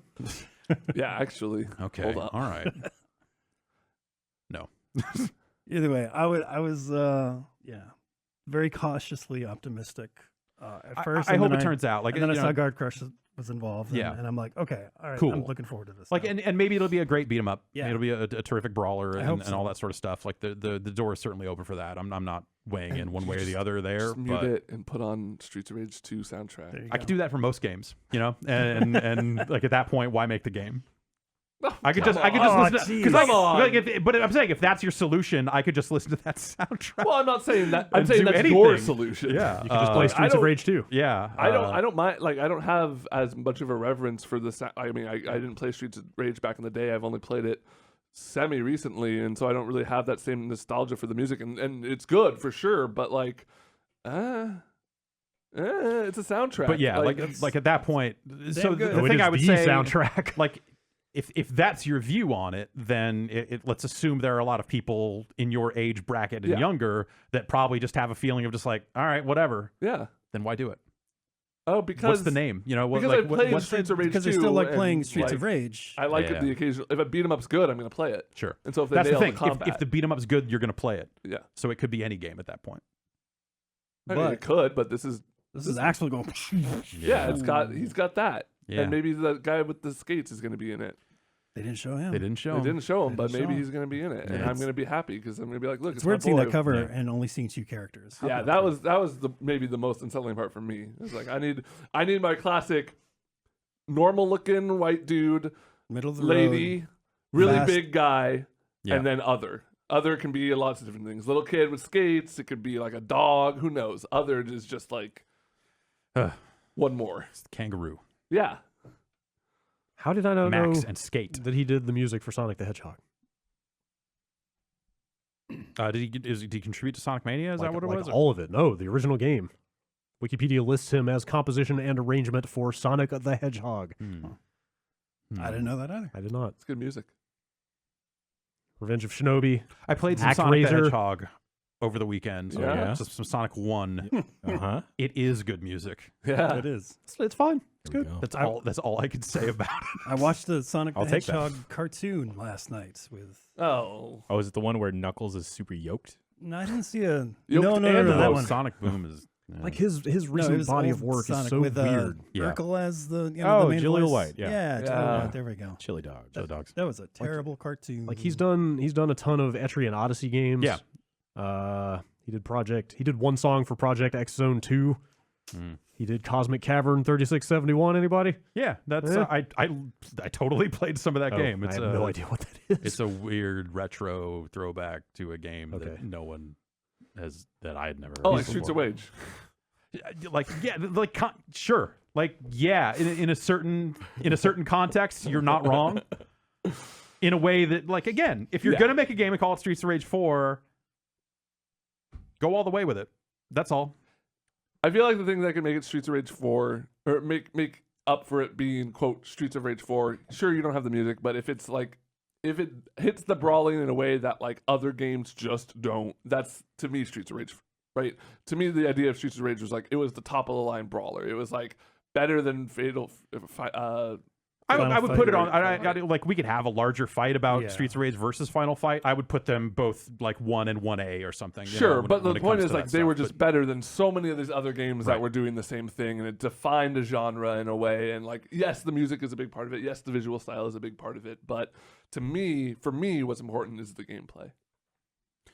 Yeah, and my guess is that stuff will probably be fine. And whatever. We heard one song in the trailer, so Yeah. maybe the music will be fine. But the music is pending. I feel like if you had his involvement, you announce that Yeah. up front. Yeah. And I just there's some part of me, I'm normally not this way, but I feel like that is such an integral part of Streets of Rage that if you don't have him involved, what are you even doing? So Maybe they had every intent, and it just totally, fell yes, through, maybe, you yeah. know. I don't like. I would love to know. I would love to find out. Yeah. So I We will. will. Find I out will ask more. questions about that Short. soon. Okay. Stay tuned. This was rumored a week or two ago, but Microsoft went ahead and announced that they are now going to start offering the Xbox One on a cell phone style payment plan. No money down. Yeah.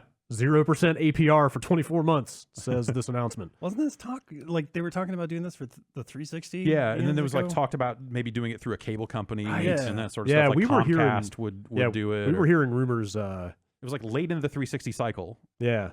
And right before, but like months before the Xbox One came out, we were hearing rumors like, Yeah. oh, there's going to be a model with a cable jack in the back that you'll get through Comcast. Right. It'll be your cable box. Yeah.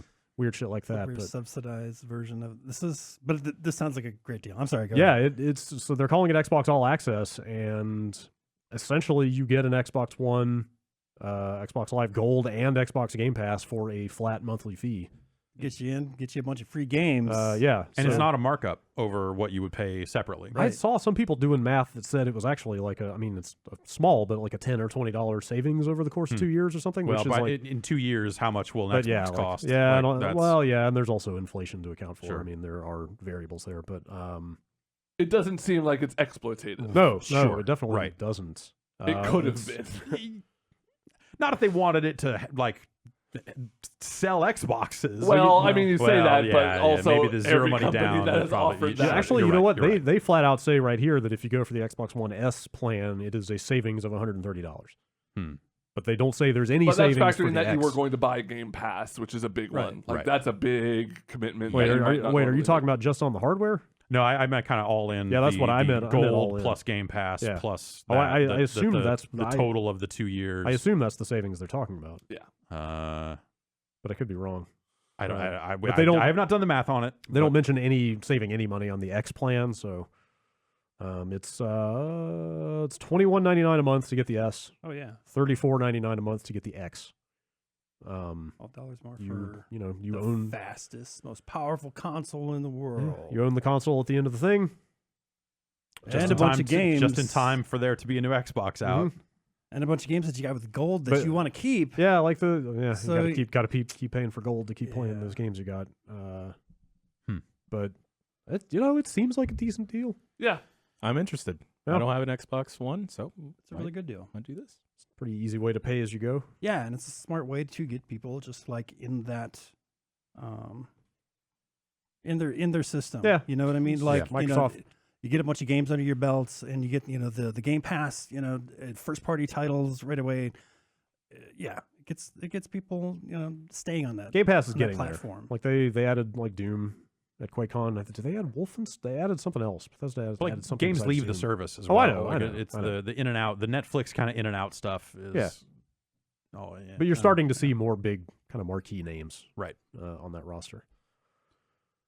I think that like for a certain type of person that has maybe not gotten into this console generation at all because of the price, and they're very price sensitive, but could maybe afford $30 a month, Yeah. but maybe not afford the upfront expenditure of it all, Sure. or the interest that comes with getting it on a credit card or something like that. Like Yeah. that sounds like a fascinating way to offer a console. Yeah. And so I want to see what kind of numbers they do, if it's like a meaningful driver for them or not. This is for eligible. Yeah, I think you People have to Probably pass a Clear a credit check. credit yeah, check. you have to. I think they mentioned something about qualifying customers in here. You think a company would ever do this like day one launch? I don't know. I mean, maybe for the next one, if it's Right. successful, yeah. Like maybe this is them piloting this for Could be. going forward. Because if they're getting all the money eventually, Right. and they're getting people Yeah. in the ecosystem, Yeah, that's the big thing is that they're getting people into their walled that might garden. actually And make just being sense. Used to Mhm. being Like, on ma- Game yeah, Pass, it being might used to even make being on even more Gold. sense as a day one thing of Right. just like, hey, because that's when the install base matters the most of Mhm. trying to get people in to begin with. So Mhm.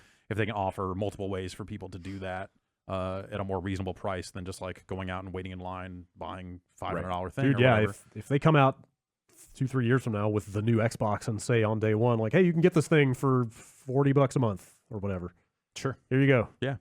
Like that. sure, why not? That seems pretty because just because of the The natural excitement around a console Yeah. launch is going to drive a bunch of people to the store. And if they, I guess the only thing you'd have to worry about in that case is if the thing completely bombs to the point where they're making like a significant price cut in those first 2 years, Oh, sure. do you still come out ahead? Yeah. But that's a weird game to even play. So I don't know. Yeah. Yeah, that's a good point. Brad, it's killing me. What? We have to talk about TI. We're getting there. Brad, We're getting there. It's the last story why? because we have to talk about Assassin's Creed first Why? because they're not making one next year. Great. Yay! They That's heard a me. weird thing to be excited about. But yeah, They took that year off a couple years ago and came back with Origins, and everybody seems to like that quite a bit. They are pumping out Odyssey like a month from now. yeah. Wow. There's another Assassin's Creed. November. No, it's like first week of October. What? Yeah. Dude, Now you were making me Destiny's doubt out myself. next week. Yeah, like the we're Destiny here. expansion is out Games next are week. happening again. It's Now you're Spider-Man is out soon. Now you're making me doubt myself, but I'm gonna triple check. Yeah, Okay. Spider-Man's out next week. The Destiny expansion's out next week. Yeah, October 5th. Okay. That's barely over a month away. Yeah, games are happening. Yeah. Also, there don't seem to be that many games this year. Oh, It's- there's enough. games. There's Looking stuff. through it, it seems like there's enough. Like I'm getting into game of the year mode of just like looking at what's coming Yeah, out yeah. and when I'm going to play stuff and what we're going to talk about when and stuff. And it's like Definitely. Call of Duty and Battlefield, Red Dead, Hitman 2, Assassins, Fallout 76, Smash. What's that? It's the Ready Player One of Nintendo. Oh, cool. All right. Love that stuff. What else is there? Help me out here. Kiwami 2. Yeah, that's out today. Does that count? Yeah. I guess that counts. Fuck Totally yeah, it counts.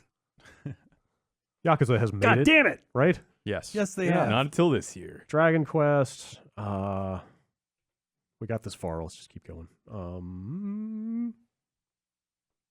Forza Horizon 4. Oh. Does that count? It's just Yeah, that cause. definitely counts. Just Cause. Just Cause is this year. That's yeah. right. That's right. Does that count? Yes. Soul Calibur 6 Does not count. does not count. Probably doesn't count. Super Mario Party definitely doesn't count. What is that? Counts in my heart. You should see a doctor.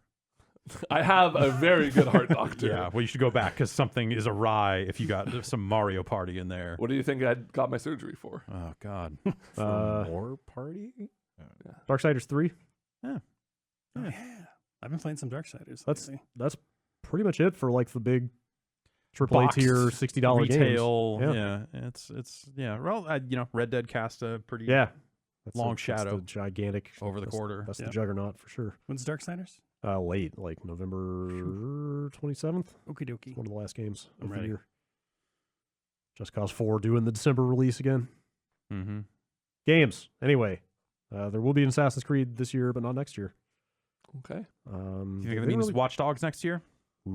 No. maybe now they are late coming to the idea that they should Yeah. be a leapfrog kind of situation of one on, one off. Or if it ends up being like, hey, our games are still on 3-year cycles, so Watch Dogs is 1 on, 2 off, and in those 2 off, you get back-to-back Assassins. Unless they start spreading Watch Dogs around to the multiple studios the way they do Sure, Assassins, yeah, just to yeah. get them out faster. I don't But know. I mean, we This think sounds so fucking formulaic. Like I'm not that's excited. kind for, of their business model. I know. It's kind of everyone's That's business every- model. It's like yeah. it's, Everyone's got a formula. there are 3 studios working on a Call of Duty, a minimum of 3 studios working on a Call of Duty game. That's Different why Call I find of Duty it game at every extremely time. hard to get excited for those titles. Yeah. Oh, dude, I mean, I know, Assassins I is the know. last different. Assassins was very good. It was. This one's looking to be more of that. but I wasn't excited for it. Like if it happens to be good, that's great. But like Odyssey, like it seems like it's just taking the same engine and stuff. And I don't mean to shit on the game, but I'm just saying that it's hard for me to get excited when I know that it's coming. Yeah. Like that. I think for me, I look at it as like I didn't wring everything out of Origins, and so if I wanted more Assassin's Creed right now, it's right there. Yeah. So the idea of Odyssey, it's like, oh, that's cool, but I really liked Origins, so I'll probably like Odyssey. But yeah, like in terms of just like personal, like jumping out of my seat, gotta play it. Like I don't have that feeling for it. Also, people love Bayek, and granted, people haven't seen much of this new game, but people don't seem to be quite as attached to those new characters yet. I mean, whatever. We have to play the full game before we know for sure. Yeah. But they don't really give a lot of reasoning other than like, we're going to just focus on putting out DLC for Odyssey next year instead of a new game. That's about the extent of the detail that they gave. So who knows what form Assassin's Creed will take after that. I think the Ubisoft game right now that I am waiting for is Division 2. Like that's the thing I want to play. Like they have not done a ton of them. They have done one of them. Yeah. And it's a game that they learn. It feels like they learned a lot over the course of supporting the Division 1. So the Division 2 seems like it, if all that lines up, their learnings from the first game and expanded ideas and kind of bigger ideas now that they've know what works and what doesn't. This could be the Assassin's Creed 2 of the Division. Yes. I could see that. Like there's a lot of room for that game to be. Or like the Club 2 of the Division. Yeah, the Crew 2. Yeah, the Crew 2. Yeah. Crew 2, not the Club. Yeah, the Club 2. The Club 2, though. Just make shooting stuff on the timer and Ubisoft's The Club. But theirs is about the thing that you lock to your steering wheel, weirdly enough. And it's a puzzle game. All right. How do I get this club off this car? I don't know how. Carefully. Very carefully. All right, talk about the International. It was so good! Holy shit! Just like the last part or the whole thing? Well, I tuned in a game and a half away from the very final end of the tournament, and that turned out to be a good amount of an International to watch. yeah. Those were exciting games. Yeah, I mean, the whole, International, the big Dota event, $26 million prize pool. How'd my fantasy picks go? Did I win? After day one, you were like pretty high up on that leaderboard. I was surprised. Do but I get it? You got to set it every day, Jeff. You got to be grind. You got to wake up before 9 a.m. Set your fantasy picks every day. Of the tournament. I don't have. My fantasy picks are eternal. Do you remember any of the names of anyone you picked? Dota Man, Puppers. Nope. Matumba Man. Yes. E.G. Face. E.G. Gunface. E.G. Gunface. He actually got disqualified. There was one that was just a bunch of punctuation marks. But yeah, Ti was fucking incredible this year. I mean, it was the team that won, OG, was a team that 3 months ago got two of their best players just straight up poached by EG. This is the fucking craziest story I have ever heard. They got their offlaner S4, who's a former TI winner, like one of the best players in the game, as well as their support player and captain. To back up, the founder or the only remaining original member of OG is a guy that's been around. No Tail, he's been around forever. Yeah, and Fly, one of the two guys that bailed on him, like is supposedly or was his best friend. Yeah, they played together like off and on for the last 6 years. They were like, we got to make a team together one day. We're gonna they did, and old OG was one of the winningest Dota teams ever. They won like 5 majors or something. They never won a TI, but they were consistently very good.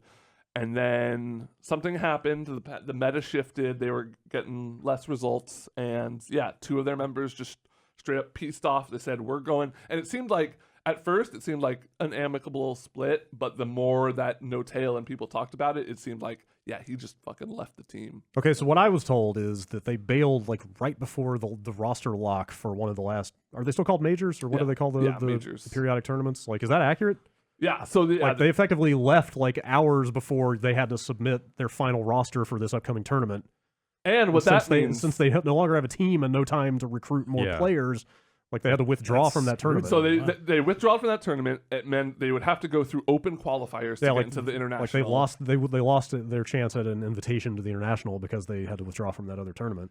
They brought their coach in to play mid for them, like just who was a good player. Like he was a good player back in the day, but he's a coach now. And didn't they have to bring Anna out of retirement? Yeah, they brought a dude out of retirement. And the other guy they got is a fucking rando. So yeah, eventually then they reformed this new team. They got just like a pub player. His name is Thompson. He's just a very good mid player. They put him on the team. The international was his first LAN tournament, his first Dota LAN tournament, and now he's walking away as the 13th highest paid esports athlete of all time. Like he effectively became a multimillionaire overnight because he's good at Dota. And so yeah, this team just kind of nobody had them going all the way. Like Valve does a thing every year where whoever gets the closest bracket gets flown out to the next international for free, just like a nice little fan thing they do.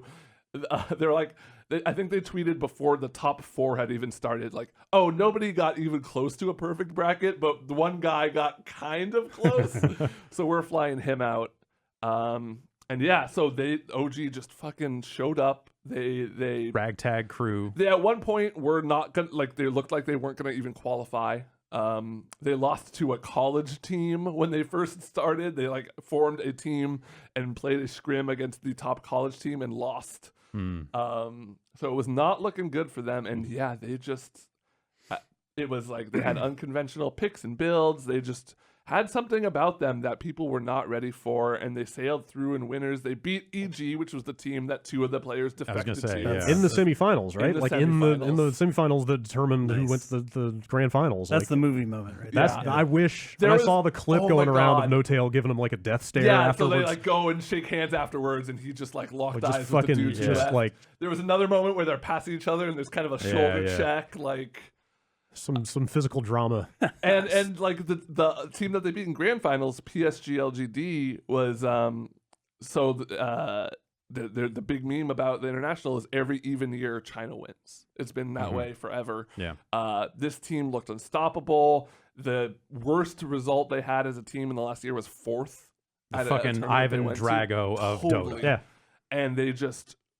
It went to game 5. It was it was only the second time I think that a TI has gone to a game 5. Yeah, it was back and forth, like win. You know, there was a moment where it was on the 4th game and LGD was up 2-1. 4th game was insane, and it looked like it was all over. And then there was just a series of amazing plays. It was really just they took the whole base in one push. Yeah, like they took all 3 lanes. People were just like, it was such an insane comeback. Yeah, it was full. And of also, really it was that 4th game. It was 2-1 LGD, right? So like, if they had lost, they would have lost the tournament there. And they basically had one team fight left. Craziest, to win, and they won it. And they pulled it out. And then the game 5 was like as disastrous a start to a game as I could possibly imagine. I think they were down like in kills at like 18-4, like 15 minutes into the game or something like that. It made me really. And they came back and won that too. I really appreciate the way that Dota has been shifting in the meta to like these kind of more team fights. It's a lot faster paced. There's a lot less of an emphasis on just sitting back and farming, so you get a lot more exciting moments. The throwing seems to be pretty prevalent this tournament. So are you saying did regular Dota become Turbo Dota in a sense? You're saying it's a faster game now, like not necessarily that fast. 45-minute average to 35-minute average. Okay. I think it's just more about aggressively taking advantage as opposed to just letting things play out, right? Yeah, totally. That sounds more fun. Yeah, and you know, they were all just completely in shock when they were talking to him afterwards. They he was in tears on the stage and everything. It was So walk me through, like, analyze some of this. We don't know all the facts, but what do you think? These 2 players, it seems like they left at the most inopportune time. Do you feel like that's a deliberate move on the team that took them to like hurt this other team on top of that? Or like the timing of all this stuff? It almost made me wonder if there was did someone show up with a ton of money? Why is the league not organized in such a way to prevent this sort of stuff from happening? That's a better question. That's the most important question, and there's a big talk about, you know, emphasizing should orgs be organized from the top down? Should Valve step in? Should it be player controlled? In terms of trade windows and like weird shit like that.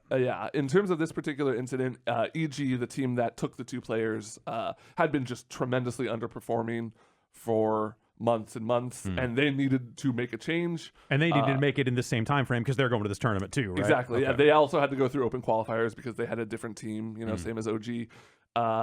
And some of the players that went over there had played with some of the players on the team. S4 and Arteezy have always wanted to play together. So the move was definitely shocking because it was definitely like, oh, this is like a super team now. This is like a team of 5 amazing players. What is this? Arteezy, S4, Sumail. Fly, Sumail, and Crit? Yeah, Crit. Yeah, like I feel like I've heard of most of those players. I've heard those names said before. Like I feel like that's almost been kind of a heel turn for them since they won a couple years ago. EG. EG? Well, they're like, yeah, they've gone through some shit. They're kind of easy to dislike a little bit now after all that's happened. Kind of. I'm a big EG fanboy, but it was What's just the E stand for? evil. There you go. Fuck. They've been giving it away this whole time. They're owned by Amazon. Oh shit. Oh shit. But a lot of teams are. That's another story. Yeah, I don't know. That moment definitely caused a lot of people to start seriously thinking about, roster shuffles happen just so frequently. Players just do not have any stability, and unless you're like getting top 8 at TI or top 3 at other majors, you're not making enough money to be a professional Dota player. So if someone rolls up and says, hey, we're going to put you up and take care of your expenses in a way that maybe the team you're on, who has been hitting the skids a little bit lately, might not be able to, you're, as a player, you're just going to go, I got to protect myself. Yeah. It's not like the NFL where everyone who's on a team is making a living wage. Right. It's a lot more dire than that. And to be fair, both of those players have done fine for themselves in the past. Like, neither of them were hurting unless they've been living too large. I mean, S4 got over $1 million from the TI that he won. Like they're doing all right. That's all gone. Yeah. It's possible. Yeah. I mean, like Sumail bought a house with his money for his parents and stuff like that. You know, it's like, and actually, this finding out about this Thompson like being ranked 13 on the top esports earnings of all times made me curious, and I went to there's like a website that tracks tournament winnings and stuff like that across all games, and I was surprised the top 51 players on there are all Dota players. It's not until you get to number 52 that you get one guy from League, Faker, who's like the League guy. And then there's like a dozen more Dota players. And it just goes to show how top heavy the distribution of funds is, because it's like for TI, you're getting like 1.6 million per player, or is it over 2? It was over. I think it's over 2. It's over 2 now. Valve pays the taxes, I believe, on the income. Okay. So like the split is the split. Yeah. Like you split that $11 million 5 ways, I think. And then, if you're getting like 12th, your team gets like $120,000 or like $300,000. Yeah. So, there's just like Dota has an obscene amount of money that other esports don't have for whatever reason. They're so fucking crass about it. Like it was the first time I had launched the client, I think, since the Battle Pass came out. And I went on there and saw that you get that exclusive terrain at level 160 that will never, ever be available or tradable or sellable ever again. Yeah. So I spent $40 fucking in the middle of TI to get this terrain that I knew I would never be able to get again. That's how they get to $26 million. And I fucking guess dicks. The biggest bummer to me about all of this is, a lot of people watch TI that like don't actively play a lot of Dota, or at one point in their life played Dota. So I have a couple friends who, watched TI, and this one was especially electric, and they wanted to get back into the game. And so they loaded it up and were like, oh, I want a battle pass because, there's people in the TI spamming voice lines, and you have like all sorts of cool custom animations and stuff like that. And it's just the day after the tournament's over, you can't buy any more battle pass stuff. Yeah. It just seems like, I was critical of how this battle pass was handled overall, but it seems like a missed opportunity there. You they could be making even more money out of people. Yeah. There's a lot of excitement. I don't want like a bunch of people to come in and spend $200 because they want to get all the things. But if you wanted to buy a battle pass and have kind of like the party horn sound and stuff like that, you should be able to. I feel like and the biggest bummer about TI ending means all that stuff's going away in like 2 weeks, and Dota's just gonna feel so empty without it. Not my terrain. All my terrain, all my voice Keep lines. No, the terrain's forever. Terrain, yeah. Terrain stays and, Also, it and sucks. skin stays. I used it for like 2 minutes. I was like, man, this thing's bad. Yeah, it's Was fun. the Gabe Newell voice pack real? Is that a real thing? Is that real? Yeah. Oh, yeah. Oh, I There's saw a the- Gabe Newell Mega Kill I announcer saw pack. I saw the video of him recording stuff, and I Yeah. thought that was just a goof. I didn't realize they actually put it out. What does he say? He says like The goof only works if you put it out. I guess so. yeah, the Mega Kill, which is 3 kills. He says like Mega Kill streak, more than 2 and less than 4. Yeah. You get it? Yeah. I get it. My favorite one is just, this is Gabe Newell. Thank you for playing Dota 2. Double kill. It's just ridiculous. They also did the thing. They did the thing. They did the. There's a new hero, and it's out right now. Mhm. And it crashed all their servers. Great. Their production was really good. Yeah. So I guess my other analyze the tournament question is, what does it say to you about Dota overall that a ragtag team of people can come together and win it all? Is it just, does that mean that the meta has become so locked in, everyone is used to playing a certain way, and someone coming out of left field is going to have an advantage by just being weird?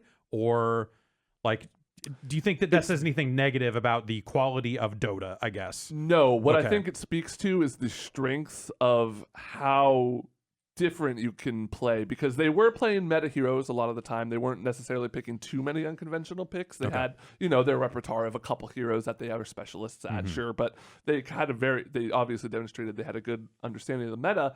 I think what it speaks to is you see the coaches, you see the players during the drafting phase, right? They have cameras of people, and they just have binders full of information, just this player likes to pick these in this circumstance, and they think that this hero counters this hero. And with a team that fresh, that team was fresh. It's new. It's 3 months old. It's less time to prepare against. And B, not a lot of expectations to play against them. Yeah. That they could kind of get to a point. And sure, Not once a lot you of scouting. Once you get into top 8, it's it's easier. It's like, okay, I can see right there what they're picking. And at that point, it becomes more of just who's better and who's playing better on that day. Mm-hmm. But I think it really does speak to Liquid last year won, and one of the main reasons they won is their mid player Miracle is so good at Dota, he can play any hero, and they would just be like, okay, you're gonna actually carry this game, and we're just gonna do something completely left field. This team, they all stuck to their roles, they all stuck to their things, and they just played some fucking solid Dota, and they had this drive, they just wanted it. It's a cliche. Oh, yeah, of but course, they yeah. really wanted it. Yeah. They really had something to prove, and I think they did it.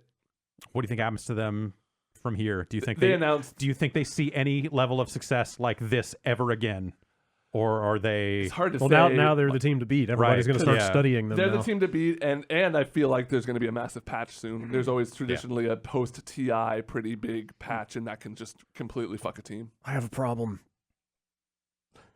For the first time in almost a year, I've got the urge.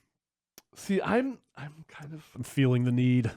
I'm almost getting to a point where I've seen the top of the mountain. Yeah. I play a lot of Overwatch now, and that's kind of taking my time away from Dota. I guess the last big thing about Maybe that Destiny thing will be good, and that'll curb your Dota urges. Hopefully. And they're moving it to Shanghai next year. Yeah. Which is the other big out of left field thing. Because my understanding was that Key Arena is being remodeled or something. Yes, I Key thought Arena's that's gonna why be they modeled moved it to next year. Vancouver, but so I thought they'd be back to Seattle. But yeah, But- no, they're but now going. they're They're going going to Shanghai. Dota's way bigger there. Oh yeah, totally. Top level Dota players there are minor celebrities. They're on commercials. They have a fragrant, Burning has a fragrance. He has his own line of stuff. Can we get some of that? Can we I get some? would love to. We should Do a smell test. we should track that down. I mean, the bigger thing for me, obviously Dota is huge in China. The big thing for me was just the idea that the international is now a thing that moves around as Yeah. opposed to a thing that's just in Seattle every year. maybe it will come to your city. It's Cities kinda- will start bidding on it like Yeah. WrestleMania. oh god, the time difference, Brad. Oh man, I didn't even think about that. It just means we have to go.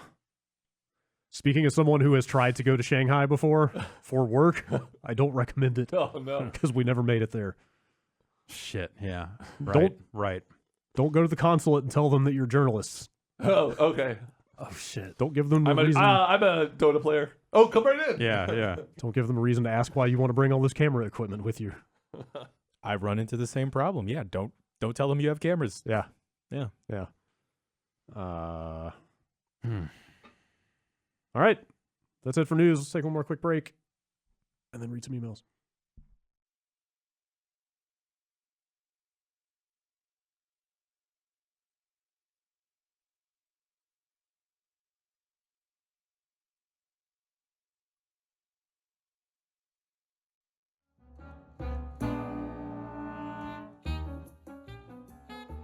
Building websites. Yeah? Yeah. What about it? Early on, it was a lot of fun. Yeah. And then at some You point, typed the HTML Yeah. into the notepad. you were and- like greater than HTML ref. or less than HTML greater than, then less than href equals quote http://www.netscape.com Check this / Check this out. go on. Less than.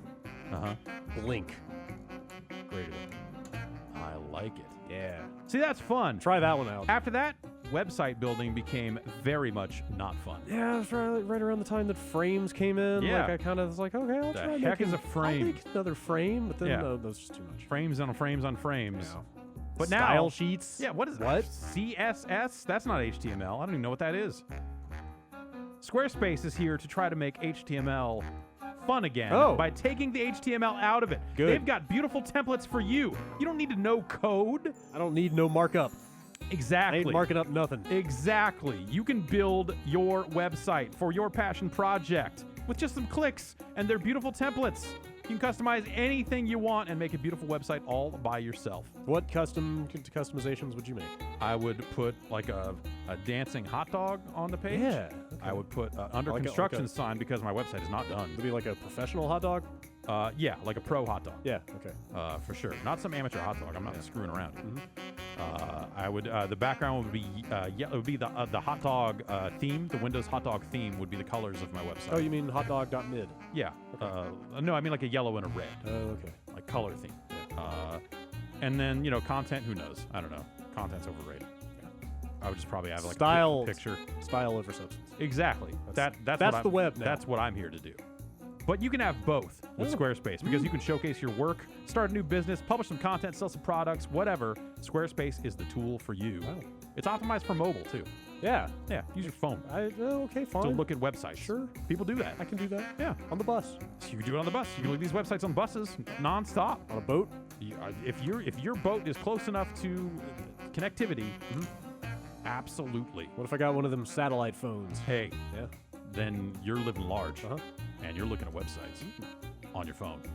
And they can be Squarespace websites because those work. Yeah. Buying domains is simple too. If you want your own domain, Squarespace has your back on that. They've also got your back with 24/7 award-winning customer support. They're empowering millions of people, millions from all over the place. A large number. Designers, lawyers, restaurants, gyms, Everybody. yeah, everybody. Anyone and everyone. That's right. They can turn your great ideas into something real. A website. Conjure from the ether Yeah, straight to the web. straight onto Right out of your your- .com or your .us or Right out of your head uh-huh. to .vegas. There you go. Hey, what happens on .vegas is excellent, Yeah. especially on mobile. Head to squarespace.com/bombcast for a free trial. And when you're ready to launch, you can use the offer code BOMBCAST to save 10% off your first purchase of a website or domain. That's squarespace.com/bombcast, and the offer code is BOMBCAST.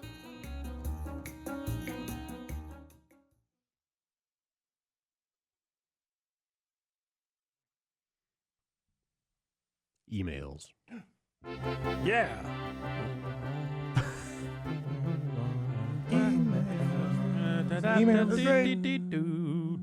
It's been like 10 years. Oh. What else is there to say? I don't know. Except emails.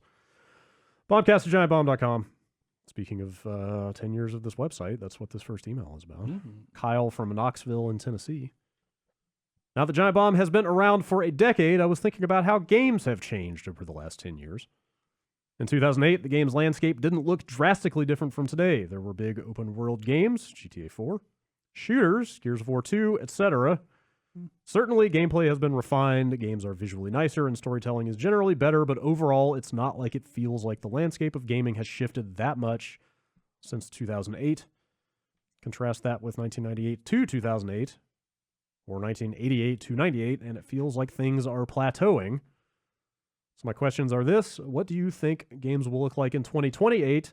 Will the advances be even more incremental than the last 10 years, or could you see a big paradigm shift occurring? I don't know what this guy's talking about. It's so different now. We got loot boxes. Oh, yeah. Yeah. Yeah, there's definitely trends and Now we're paying for things that used to be free. It's amazing. genres that are popping up that otherwise were unheard of. Yeah, Like I think Dark Souls is now a genre. Well, yeah, essentially. you're sure. Okay. I think he could have clarified that he's talking about like AAA $60 games because Yeah. obviously like at the indie. I mean, even those have changed dramatically because it feels like there are fewer of them. Well, I guess so. because they're But- more expensive to make. but I mean more to you the know. point, like at the indie level, there's all kinds of insane shit. Yeah, happening. Like, Yeah. But even at the But that's- large game level, like live games that see Yeah. multiple Yeah. updates, not just map packs and DLC and that sort of stuff. Games that change over time the way an MMO would have, 10 years before that. Sure. I think that's the change. Online services and what those can do for games, both positive and negative. Yeah. Like that's been the thing that is seeped into games. And then on the smaller, like the indie game side, like it's really, I think the biggest thing is, think about where we were 10 years ago with Xbox Live Arcade and the flow of releases there and who got a slot and all that other stuff. Yeah. And now you've just got games coming out across all these platforms. There's so many more homes For better or worse. Yeah, sure. Yeah. Now With anybody anything, with anything. Mostly better. Yeah, I'd Like say it creates curation problems and Yeah. discoverability issues. definitely and more stuff. good than bad. Like I was thinking about that playing Donut County yesterday. I was like, I'm having a great time playing this on a PlayStation.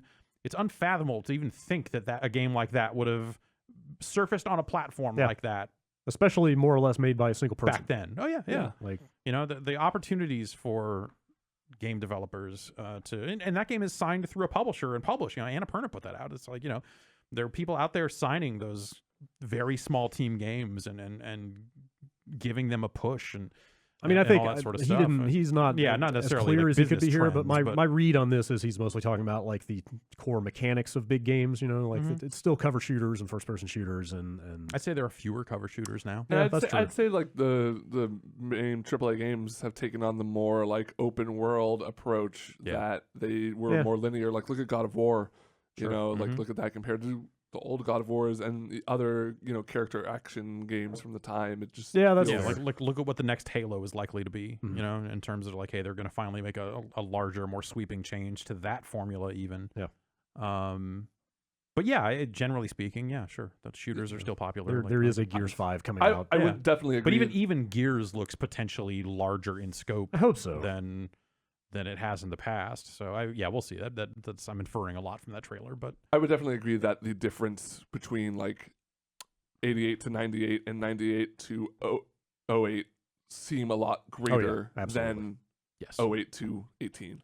I think a lot of it is stuff that is a little more behind the scenes, whether that's in a business sense or just tech, online tech.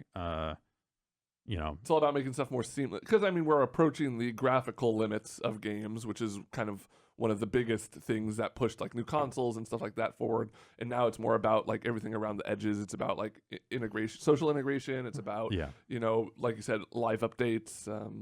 At some point, the tires in those driving games got round, and where do you go from there? I mean, ray tracing. Ray I tracing guess. is What going to are they- be it's going to be a huge deal when it becomes ubiquitous, but like Right. we're fucking years away from that. Like the tech exists now, but like Right. for it to be in every machine is going to be a long time. You gonna buy one of those things? No. Really? Almost definitely not. Yeah. I don't want to speak out of my depth here, but from what I've been seeing, people are very skeptical about those cards. I read something that said you should just buy it. You should just fucking buy it. Like people are talking like the performance gains in non-ray tracing games are Right, like are so minimal, yeah, negligible that right. it's like it's not even worth the money. Yeah. And by the time ray tracing is widespread enough, like the next generation of cards will be out. Yeah, you're probably right. I don't know. From the sound of it. We'll see. Like But- they're because withholding- like Battlefield is gonna be they're gonna put Yeah. ray tracing. Like, what does that mean for that game? Like that's the thing I There wanna are know there about. are some side by side comparisons out there of Battlefield's ray tracing Mhm. stuff, and it is fucking striking. Like I really would say go look at those if you want to see like just I have not seen that like stuff, a but taste of what that stuff can provide. all I saw was the fucking spheres and shit we talked about last week. It was like, wow, this is the worst demo you could have ever produced to try to sell these cards. The Shadow of the Tomb Raider and Battlefield stuff is like a very good illustration of what Yeah. just the beginnings of what that stuff's going to be like. Sure. So once it's like the model for everything, Mhm. it's going to be a very significant difference. But The other big thing for me is I hope AI and NPC simulation stuff changes a lot in the next 10 years. I feel like that's stuff that we're starting to see more of. We are, but I think like people complain a lot about the shitty CPUs in these consoles holding that stuff back. I hope that they beef that stuff up for the next ones because like, Witcher talking about, or not Witcher, Cyberpunk talking about like every NPC in this game has like a full behavioral independent cycle, day and night, eating and They stop pooping. for red lights. Yeah, like the stuff that Red Dead is doing supposedly with character interactions. Rage and was stuff. talking a lot about their AI. Yes, like more complex simulations of character behaviors and stuff like that. What was the big thing to adapt to for this generation? It was multi-core processing, right? It was like, okay, we need to make all these game engines render across cores, right? Or, but that's because operate across that's, cores. That's because those cores are out of like a fucking netbook APU. Yeah, so but they kind of had to. If you assume that work is done, multi-core is kind of the standard, so that will be done next time the consoles come around. So, of course, it will have a more powerful CPU to some extent. Whether it'll be a dramatic difference or not, who knows? But have you guys seen this game Seed that apparently just got announced Seed a few weeks ago, or maybe they just put out the first trailer for it? It looks like an MMO. It's from some German developer. It looks sort of like an MMO survival game. Like it looks like you're out there gathering resources to build stuff and everything. But it's a massive environment, and the big difference seems to be that you have the flexibility to form and to define your own communities, like set up systems of government. Okay. Like it's a very much like an economics and society simulator. Huh. But all the people are humans. Humans, yeah. Okay. So like you would decide if you build some kind of oppressive dystopia or, But like then don't you have to get other humans to enforce your laws? Yeah, or I think the idea is that like the way they're pitching it, looking at the website, is that like everybody serves a purpose in their community, everybody has a role, and it's up to you to define what those roles are and like what social structures you will emphasize. Everyone would want to be a big deal role, and the thing with actual society is that the vast majority of people in a society don't play major roles. They're not enforcing the law. I think that's why it could be like an interesting social experiment, is to see if people are willing to be the the floor sweepers, like, who are willing to be the cogs in this fucking machine, grounded to dust. And then they If start a real society, revolution. if real society has taught us anything, yes, absolutely. I mean, they're talking a big game. Who knows if they're going to hit any of the goals that they're talking about? There is some footage out there, but it's like stuff like that. Like that, those are fascinating ideas to explore that better technology could enable. But also, speaking of recently announced games, Samurai Gun 2. Oh, right. Oh, yeah, I meant to include that in news. That happened this morning. Nintendo dropped some indie stuff. Yeah. Into the Breach is out on Switch. Into the Breach came out of nowhere on Switch. Which is Hell fucking yeah, crazy. baby. Hyperlight Drifter. Yeah. Yeah. Yeah, a bunch of old games. Like they announced like Bastion is coming, Yeah, Hyperlight Transistor. Drifter, Transistor, some other stuff that I can't remember, but Into the Breach is the big one. Yeah, Like, man, I'm so excited. Samurai Gun 2. And there will be a Samurai Gun 2 next year. Yes. With, I guess, a single player component of some kind. I saw like a video of a scrolling level. So Okay. Yeah. I guess I could I feel like Samurai Gun was right there with Towerfall when it came to like launching the craze. Yep. So I was always a little surprised that Samurai Gun 2 had not happened yet. Yeah, that just looks like a side-scrolling level, doesn't it? Weird.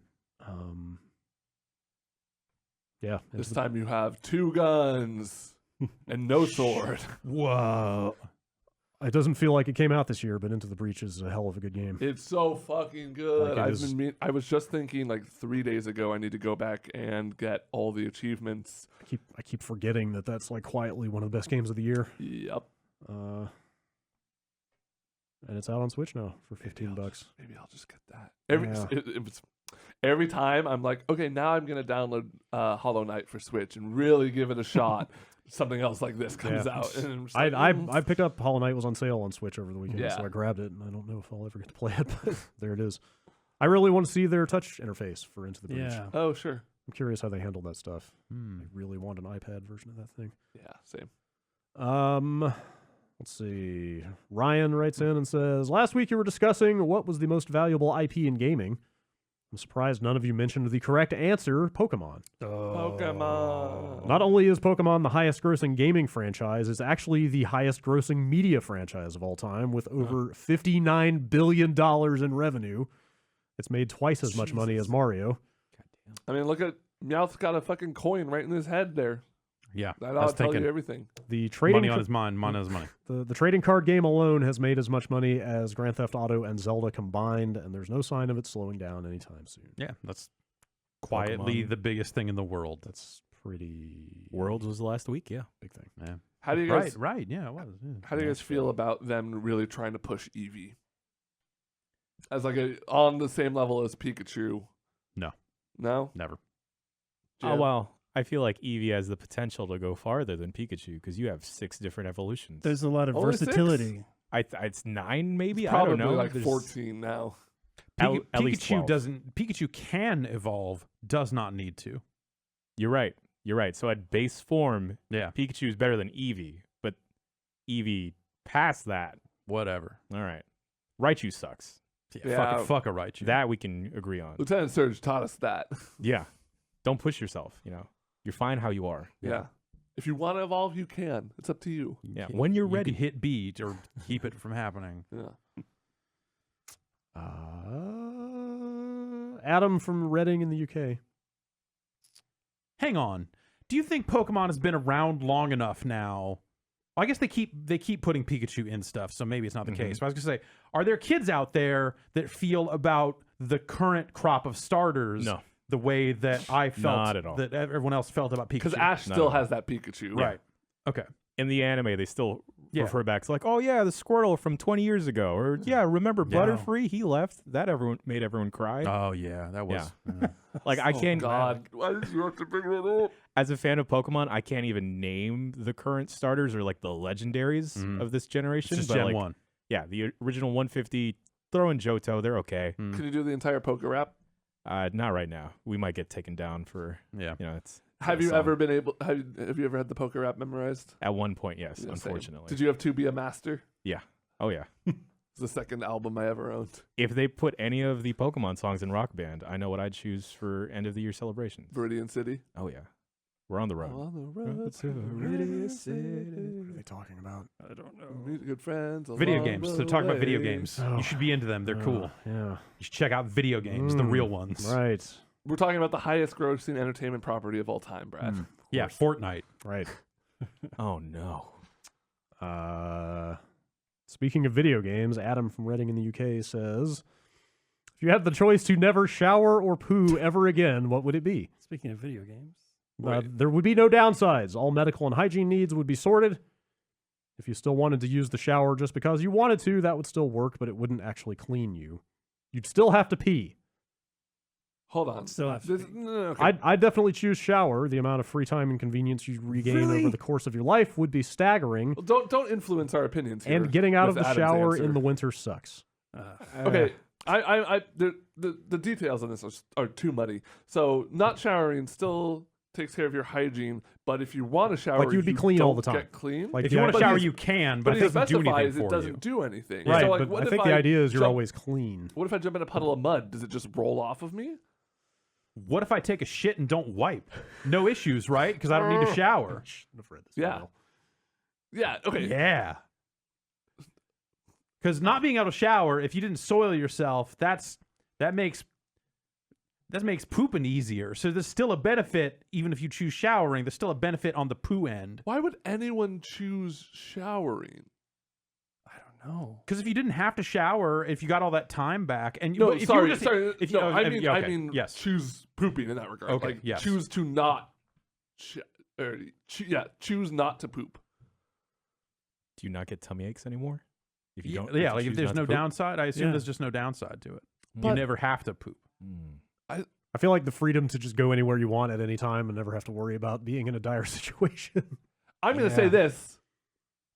I'm brave enough to say this. I like pooping once in a while. Hey, You know? give you It's some quiet sometimes- time. Thank you. Yeah. I'm glad I'm not alone That's here. bold. Sure. Sometimes, just a long day or like a morning after like a long night of drinking or something. Some you people you take sit long down, showers. Some people take long poops. You get on your phone, then you Uh-huh. get read a book. There's so many things you can do, and it's just the Now you can play into the breach. if you've got a really nice toilet. I recently renovated a bathroom. It's a pretty nice toilet. Yeah. There's a bond between a man and his toilet that I don't think exists between a man and his shower. Definitely not. Okay, then. I could see building a bond with a bathtub someday, but Sure. to date it has not happened. Like one of those clawfoot bathtubs. No, freestanding. I need to feel like I want something more modern, like a freestanding thing. Plus, you got to get shoes on them if you have a cloth style bathtub. Yeah. Let's see. This email is anonymous. Likely story. I am anonymous, but you can say it's the same person who gave you the EA stuff for E3 if you want. Was that good info? I just said it. Yeah, that There we information go. proved to be accurate. Maybe you saw the fans freaking out over the report from investment bank Cohen and Company that Battlefield 5 pre-orders are weak. Some are already comparing it to Titanfall 2 because it is coming out right around Red Dead 2 and Call of Duty. That's pretty far off base. Let's put it this way. Battlefield 5's pre-orders have already outsold Titanfall 2's week 1 sales and pre-orders. And EA isn't going to let the game underperform too drastically. For one, it could make its Battle Royale mode free to play with bonuses for people who own Battlefield 5 to make up the revenue difference. Sure. But it is also considering including something huge as part of its post-release content if it needs to boost sales of Battlefield 5 proper. That would be a remastered version of Bad Company 2, a la the Modern shit. Warfare remaster that Activision bundled with Infinite Warfare. That'd be pretty dope. I'd play that. So, sounds like that's not set in stone, but that Yeah, sounds like that idea is being kicked around. did hear something about an idea like that being kicked around, but I wasn't sure of the context. So I guess that makes sense. The other thing about the analyst stuff on the pre-order stuff is I heard that that analyst is largely based on Amazon numbers, and Amazon had not been taking pre-orders for physical Battlefield 5. Huh. Or there was something fishy about the numbers in general. Okay. So And Amazon's changing up their whole. they are Yeah, they're, they're- they're yeah. discontinuing their stuff. I don't think that necessarily factors in here. Well, they're but, changing it. But on top of that, yes, they're changing. I think it's a flat $10 credit now instead of what was it? And I think that even that 20%? is for select games. Okay. Anyway, separately from that, yeah, that's. I think EA has a lot of levers they can pull if people are not interested in Battlefield out of the gate. They could get into stuff like that, no problem. I looked up the review of Bad Company 2 on the site, and it basically said the multiplayer was great and the single player was lackluster, which is weird because it seems like if you're buying a multiplayer only game, you don't necessarily want your bonus game to also just be another multiplayer game. Sure, Like you would want the one with the good single player. I mean, like it seems like maybe Bad Company 1 was a little stronger on the single player. I think front. it's really the case that the story told in Bad Company 1. That's the one with the gold, right? As it establishes those characters and stuff is a lot better. Bad Company 2, I think, didn't do as good of a job with those characters. It's been a while, but I had fun with it. It was okay. Yeah. It's probably I would check it out in HD. lackluster in comparison to the Bad Company 1 storyline, Sure. but in an era where there are no storylines of note at all in Battlefield games, I'd take it. All right. Maybe it'll happen. Hmm. And maybe it won't. We'll never know. Here's an email from Mike. This is pretty timely with PAX coming up. Last weekend, I was at an indie game convention here in New York. There was a lot of cool stuff, but I ran into a problem. I played one game in particular that I won't name that just felt and played horribly. Controls were fairly unresponsive, the load times were horrendous, and the art style was so busy it made it hard to see what was going on the screen. Afterwards, the game's creator came up to me and was all smiles and excitement about his game. I didn't have the heart to say that I really didn't like it, so I said that it was fun and quickly excused myself. My question is, do you think a game developer would appreciate that kind of honest feedback from someone? I know it's a bit different for you in the press, where you're limited to just reporting on the game, but do you think that devs would welcome poor feedback at a con? Some definitely, in some cases, this is going to be the first time that anyone outside of that dev's circle of friends and other devs and network has touched the game. So in some cases, they're desperately looking for that type of feedback. But are they equipped to take it real? Yeah. That's a case by case. Yeah, I don't know if you have to that's try to be diplomatic about it, the and right forum for also try to read the person you're talking to and figure out exactly how far you should go. I feel like it's all in their approach, right? It's all in on if they come up to you and say, "So, what did you think about my game?" That's when you can be a little more honest. But if they come up and they're like, "Yeah, pretty good, right?" Yeah. You shouldn't just shit on their game. No. And think about think about them. It's easy to walk up, play a game, and walk away. Think about them staying at that spot for 8 hours a day, just watching the same demo go over and over again, watching their station. They're like working a con sounds like a nightmare like that. So they're probably going to be not in the best mood, maybe. It's all, like you said, on a case-by-case basis. But I think if you really want to give feedback, be as specific as you can. Tell them like directly what you did or did not like about the things that you did or didn't like, so they can take that feedback and figure out some way to implement it if they want to. And yeah, just get a read on them, get a read on their approach, get a read on like what they're asking really. Start a podcast and then come back to that podcast and then say it all right there. Yeah, easy. Yeah, and then pretend you're never going to see them again. Just block them out of your memory forever. Block their email address. Yeah. I mean, there are polite ways you can talk about things you think could be better, Definitely, without being rude about it. Yeah. I don't think it's like, I don't think anyone would ever be like, "Yo, it's shit. Fuck you." You're like, well, yeah. I'm not going to assume anything. No, that's fair. At the mix booth at Evo, I heard a couple people just proclaiming like, "This is garbage," with the poor developer just standing right there. That's rough. But I guess that also depends on the audience that your convention is at. Yeah. Were they saying it to the person or just kind of out loud to just nobody? Out loud to nobody. Yeah. I could definitely see the danger of that happening. Yeah. Fuck. Oh, that would suck. That's rough. Yeah. Let's see. This guy said not to withhold his name. Ryan? Hi, Ryan. This is not really scandalous, but I heard you guys talking about game preservation on a recent episode. Brad mentioned someone putting old game archives in the ceiling of an office park, and I nearly spit out my coffee.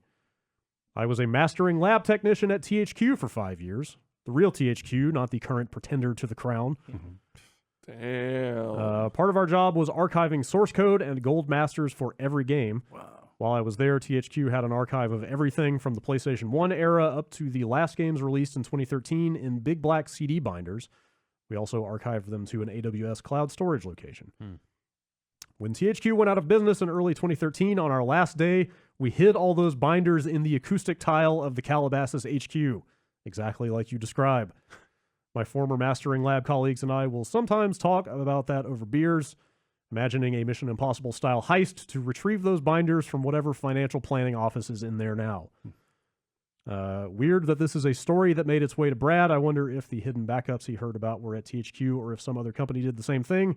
Maybe every defunct game publisher leaves behind a ceiling full of games. Anyway, just wanted to let you guys know that somewhere in Calabasas is a copy of the final master of the unreleased PS1 BattleBots game. Rich Gallup tested on that BattleBots game. Really? Small world. BattleBots is back. Now's a better time than ever. To be clear, the developer I was talking about doing that had absolutely nothing to do with THQ in any way. So there are at least 2 confirmed cases then of old game source code being hidden in ceilings. That's an upper decker, right? That's an upper decker. The Beanie Siegel special. It's a real party foul. This thing's really burger the joint. Oh yeah, you don't want to source code in a burger and then run out. Stuff does not keep. Nope. Man, I would love to just read a whole book of stories like that. We should take a camera to that office and just say, "Hey, can we look in your roof real quick?" Yeah, like how do you broach that? Yeah. Especially like us not knowing what room it was. Can we just poke around your office we for just like lift up 8 some hours on acoustic film? ceiling tiles and just hope we... I love stuff like this so much. Any other developers out there that have ridiculous stories about like squirreling stuff away or thieving company assets or whatever? Send us a treasure map. Please write in. I love that stuff. Let's see. Darren, watching the most recent findings regarding ranking and fighters, I got to wondering how you go about determining which samples are viable for analysis. We've often had discussions as to which games, This is gonna make me so mad. I need to considered fighting games and not. So there are some games that are of the platform variety They that have fight in the name. it's called a platform that they fighter. might have fighter in the name, but doesn't necessarily. It's two denote it opponents using moves to kill each other. being a fighting game per se. Sometimes it's 4. They deal yeah. damage. They have frame or data. even 8 sometimes. Yeah, that Yeah, what is seems like that? too much. Shield. What is that? See, that's throws. That's a when it party goes- game. Yeah. That's It is that's turned into for a party game at parties. that point. It's at Evo. It's yeah. I mean, Evo could branch out. Yeah, I mean, Catherine is at Evo. Yep, that's true. Catherine's a fighting game. That is not true. Of course it is. That's not true. That's not true, and we're not going to rank it. We're Okay, gonna then. rank it. How about week to week? Like, how do you determine which 2 games? Very carefully. There's a method. It's honestly it's a mix of like what is available right now. Yeah. I picked 2 because I didn't want to hook up another console. Okay, I can respect that. Yeah, it's like, okay, we got this library to work with. Other times it's carefully curated. Like, we have a dock that we have some more obscure ones that will hit eventually that we think will be really fun. I mean, every game's got to get ranked, right? yeah, It really doesn't And then, matter. this past one we finally said, screw it, let's do a couple bangers. We did the first Tekken, we did the first King of Fighters. Yeah, I saw that. Got to start somewhere. Yeah, we have to Yeah. if we're gonna Where get did to. where did they rank? You'll have to watch yeah, to you'll have find to, out. that's right. Watch the show Ranking of Fighters, All right. available now. Giantbomb.com. Free show. But Free show. Free for you. I have seen that list. What is it? 20 something. 30 Oh, ish, it's, 40. yeah, It's coming up on 40. I think. especially prior to like hardly any known fighting games getting added to it. I've seen that list circulated on forums and taken completely seriously as like this website's opinion of the 25 best fighting games Yeah, ever made. And they're right. And people got fucking It was furious. great. Working as intended. It should cue you that there's not a single Street Fighter game on Right. that list that is not. We're not considering. And we don't know. We don't. Maybe those games are terrible scientifically. I don't know. I'm gonna say that odds are there will be a Street Fighter game in the top 25 by the time we're done. We'll see. I'm not going in with any kind of scientific biases the way some people might. So I'm willing to I'm accept just that talking about the preliminary research that I've done in my field. maybe Street Fighter will be at the bottom of the list. Maybe Street Fighter 2 is worse than Dragon Ball Z Ultimate Battle 22/27. Who am I to say? Or the good Ranma. There is no good Ranma. It's the other one that we There is didn't play. there is no other one. It had to have been. And hey, for a while, Fight Club is going to be in the top 50. I think that was a particular point of contention from what got I saw. the It's got Durst. Fred Durst. It's got Fred Durst. Yeah. Yeah. It has that crack addict song in it. So, And Abe Lincoln. and Abe Lincoln, the original crack addict. I can't believe they made that game. How can you not believe they made that? Who made that? Sierra put it out. I want to say. Yeah, I think you're right. Like Vivendi or something. Vivendi. Yeah, Vivendi. Oh, sure, and yeah. the I couldn't tell you who developed it though. Uh, It's a bad game, No. and it's one of the top 50 fighting games of all time. You need to find me where people are discussing that list in earnest because I would love to see it. I'll have to dig that up. Because Pretty good. I think it took like a full page of forum posts before somebody started cluing I into was like, "Hey, dumbasses!" the nature of the list. Let's see. If you ever consider that maybe you're seeing this list out of context.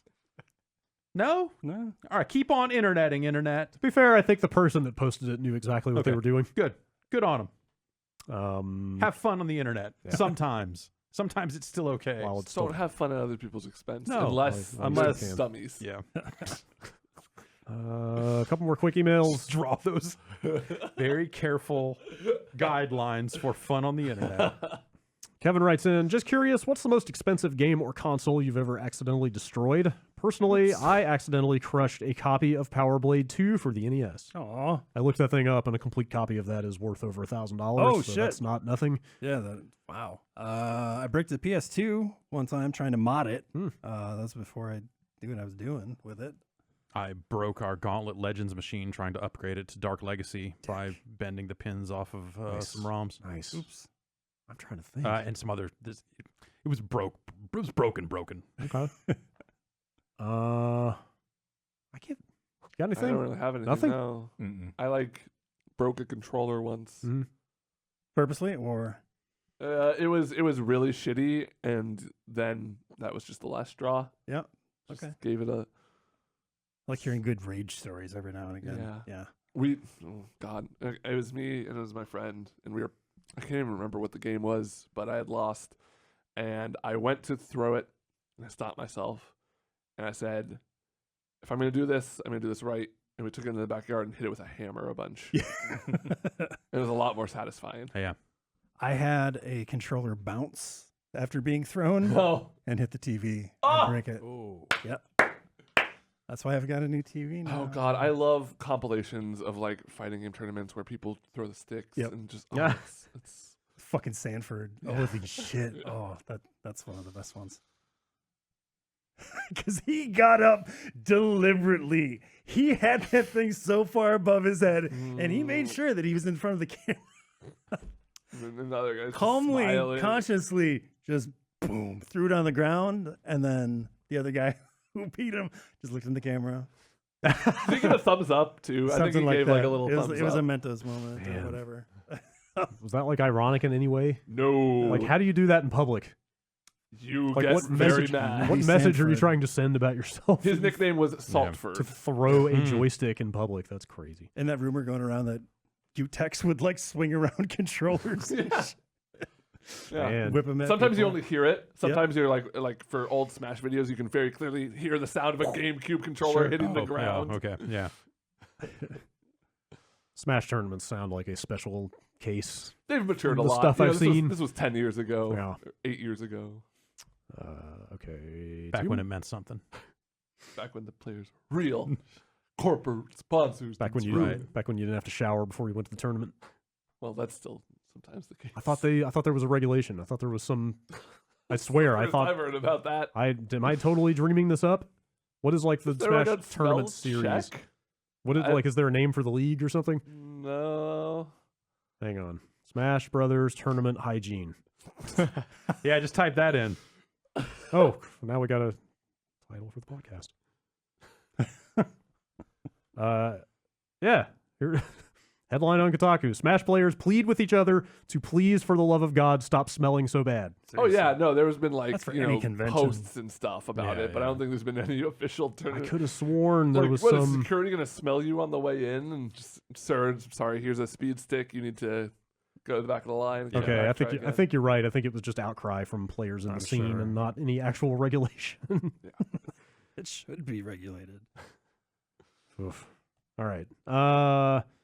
Two more emails. Juan writes in with a question for the genre snobs. What genre is Punch-Out? Graphically, it's boxing, Puzzle. so sports or fighting game. Mechanically, it's puzzle or rhythm. It's boxing. It's boxing. It's not a fighting game. It's a but puzzle rhythm game It's just boxing. I think. I might be with you. because it's all about memorizing I the might. patterns. I and might come along with you. There's a slight difference because it's not set patterns. It's not going to be this some they have their rotations that they'll go through. No. Sometimes you have to react, and that's where the rhythm I think comes in. I mean, rhythm games can be random too. Yeah. The rhythm is going to get you. Yeah, It's sports, boxing, arcade. you can't even move. Boxing games. That's why you it's gotta arcade move. and not sim. Boxing splits into two. It's arcade or sim. This one's arcade. Yeah, I don't think it drills any deeper down than that. Yeah. If you want to say it has elements Beat of those 'em other ups are more of a games, boxing game than Punch Out. I mean, you're in a boxing ring boxing. You could talk about the mechanics of it and all that sort of stuff, sure, but it is a boxing game. This is an easy one. You don't need to overthink it. And I think you do. I think pattern memorization applies to so many different games and genres. It's not just a puzzle thing. I mean, it applies to them, but that's the whole mechanics of the game. It's literally the entire game is remembering the patterns and then moving around. That's like saying that any game with an experience points bar is an RPG. Oh no, I would say RPG elements. Yeah, I would say rhythm elements. I'd say this is boxing puzzle elements. I say it's boxing first with elements of other stuff. I feel like a boxing game. It's not boxing because you get punched, you get knocked out in one punch sometimes. Yes, boxing's harsh, and no one said it was realistic boxing. They call him Little Mac In fact, for a it's reason. the opposite of What it. if you somehow modified a DDR mat to play Punch Out? Okay. and punch John Drake in the face a bunch of times. Yeah. What kind of game is it then? It's a crime. Is what that is. God, I forgot about that. We still have it. Oof. We'll look it up for a UPF man. sometime. Get Drake back in here. He had no idea what was going on. Just like put this on. It's like, okay. Because I was sitting there hosting, and I remember at the time, like there was like enough loose word of like, I think Drake might be actually hurt. I was like, fuck, shit, really? No. Like, and he was like, no, I'm fine. I'm like, oh, did we give John Drake a concussion? God damn I'm just it. gonna go Did lie we- down for a He minute. wasn't supposed to punch him in the fucking face. Like, that's, oh, Jesus. Is that the same year as the bow and arrow? No. No. Bone Arrow was the year before. Okay. Yeah. Play it a little fast and loose around here Sometimes. All right, last email, Dan from Brooklyn. Last Tuesday, Congressman Duncan Hunter, our California, was indicted for breaking campaign finance laws and using donor money for personal expenses. Among those personal expenses was over $1,500 in Steam games. While it's never good to have criminals in the government, I at least take some comfort that in my life we've gone from congressional hearings about the evils of video games And vaping. to Congress people stealing from the American people to buy video games. Anyways, if you committed multiple federal crimes and had $1,500 to spend on Steam, what would you buy? Rare Dota Couriers, all the Train Simulator DLC, Oh, a small fraction of the hentai games now on the store. all the DOA stuff. Okay. Like all the swimsuits. Is that Yeah, $1,500 worth? Probably. Probably. Yeah. Yeah. Can't believe it. This story is just so fucking crazy. I mean, is there a list of what he bought? Is there any well, kinda- so that's where this gets even wilder. Shit, you're going to have to give me a No. second to log into Steam with my phone No, stuff. they just said like Steam, $50, $72. But, Not, well, no, not I mean, which game. no. So, like, his his Steam profile. Yeah. ostensibly his actual Steam profile has You could line that up. been going around, Yep. and it seems legit. It's worth mentioning that this is also the vaping congressman. Yep. The guy famous for vaping. Oh, during, yeah. yeah. Okay. Same dude. Man, fuck. And you know what? What? He's just the first in a whole new class of politicians. Oh that's yeah, on no, the come it's- up. that's Buckle yeah. up. Buckle up. We're going to fucking. He's a visionary in the field of a politics. vapetionary. Thank you. I'm not going to get into Steam right now Okay. over this tethered phone connection Yeah. because our Wi-Fi is broken. God, all his. I was gonna pull it up. aliases. Yeah, like because you can view the last 10 names people have used Yeah, on Steam. like some MAGA There's shit. Some real bangers. good Some, like- stuff in there. that he's used? Yes. Oh yeah, That some I'm like not- build that wall stuff. You know, Oh, just like- fucking. just one about. I'm not. Never mind. Yeah. I can try to find it. That's not Ah, His most recent achievement was from Typing of the Dead. I will say that. Man of taste. I mean, the ID is real. Duncan. now I'm back on board. Yeah, the ID is real Duncan Hunter, which you can't change once you. I think once that's fixed, right? Yeah. So he created it with that. Wow. Dumbass. The description is the Vape King of video games. I'm a congressman.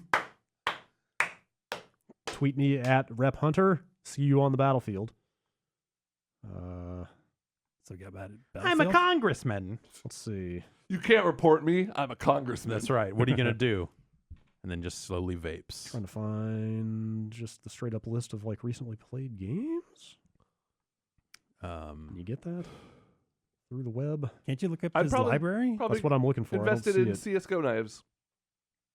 Yeah. Something with some upside that you could sell. Yeah, Yeah, I can't get. or this. like get really into trading card trading. Yeah. You know, and like make my money. Yeah, back try that to way. make money out of it. Yeah, Yeah. not just, yeah, absolutely. I mean, because again, with the preface of if you're going to commit a federal crime Yeah. for this $1,500 you're going to want to try to I get don't some just return wanna- on that just investment. wanna buy You're not going to be video like, games. well, I got Typing of the Dead. Like, no, Yeah, that's a bad reason to run afoul of the law. Are you going to stop at Steam games? Yeah, Get e-liquids. coats made out of exotic animals or something. To be fair, this was like a Banana small portion of the flavored. money that he. Oh, Like, yeah. It was like 250,000. It was in the hundreds of thousands Yeah. for Okay. sure. Yeah, It's like and most of it did not go to Steam and right. Most of it was like family vacations and vape stuff. And And vapes. his Probably, rig. yeah, his rig. thousands of dollars at In-N-Out. New box Yeah, mod. that's right. I think it was like $3,000 at In-N-Out. One trip. I don't know if that was all one transaction or Think not. of a 200,000. Yeah, it was like 200 by Yeah. 200 or whatever. Stupid. Yeah. I'm a congressman. I'll see you on the battlefield. Make me this burger. For now. Good times. It tastes like raspberries. You can't make this shit up. Nope. Truth is stranger than Modern fiction. crimes for modern times. Okay, sure. Sure. It's a good time in the old America. Sure. Isn't it? All right, that's it for emails. We live in interesting times, just like they said we should. There you go.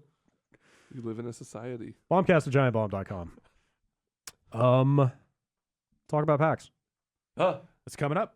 Okay, go on. Our panel's on Sunday night. Streamed? Yes. No. Sundays. Maybe so. Wow. Probably, Who knows? I never Until we know get until we get there. there. Yep. Yeah, I think so, but I do not know. We'll put some of the PAX Twitch channels up in our chat. Sure. Yeah. Our panel's Sunday night. I'm on 5 panels total. I don't Jeez. have all the What are information. you on? I am doing the improvised postmortem. Me too. I got added to that. Oh, you got added to that. Okay. Me, you, and Abby. Okay, great. Oh, Yeah, good we'll to be be on that. there Who was that? for that. Pat Bayer runs that. Okay. It's a good time. It's fun. I am talking about authorial intent in video games. I guess I'm on 4 panels actually. The other one, what's the other one? Oh, Let's Rank It. The Let's Rank Dave It Lang. panel with one Dave Lang. Hmm. And then there's a League of Heels wrestling panel. I'm not on that one, But I am. Yeah, that's right. Whoa. Cleaning up the streets. That's right. All right. Jan's out there. He's gonna make it happen. All right. But I will definitely not be there. Okay, good to know. I will also not be there because Yeah. I'm not going to PAX. Yeah, me either. We're going to hold it down here. Yeah. Enjoy. I think it's me, you, and Rory. Yep. You should be doing sit-ups, waiting for Destiny. That's right. Pretty much. Getting in shape. Yeah. We'll hold down the fort and make sure that we got streams for people Alex, to watch. Alex will be in New York. We're talking to him about Yeah. trying to put something together. That'd be Yeah. fun. We'll come up with some stuff. Maybe I'll crack open that copy of Mario Tennis I bought. Or not. Or not. Play We'll some see. Dota. Who knows? Yeah. No. Do whatever we want. You can't start playing Dota when I leave. Nobody's here to tell us what to do. All right. After show coming up. Yeah, after show. Stay tuned for that. If you're watching live, If you're stay not, tuned. If you're not watching live, go subscribe to the Giant Bombcast Aftermath in your RSS reader podcast app of choice. It's good. It's good. It's good. There you go. The reviews are in. It's good. It's good. 5 stars. Yeah. And yeah, if you're going to PAX, some of us will see you there. Be safe, have fun. See you next week for another Giant Bobcast. Bye.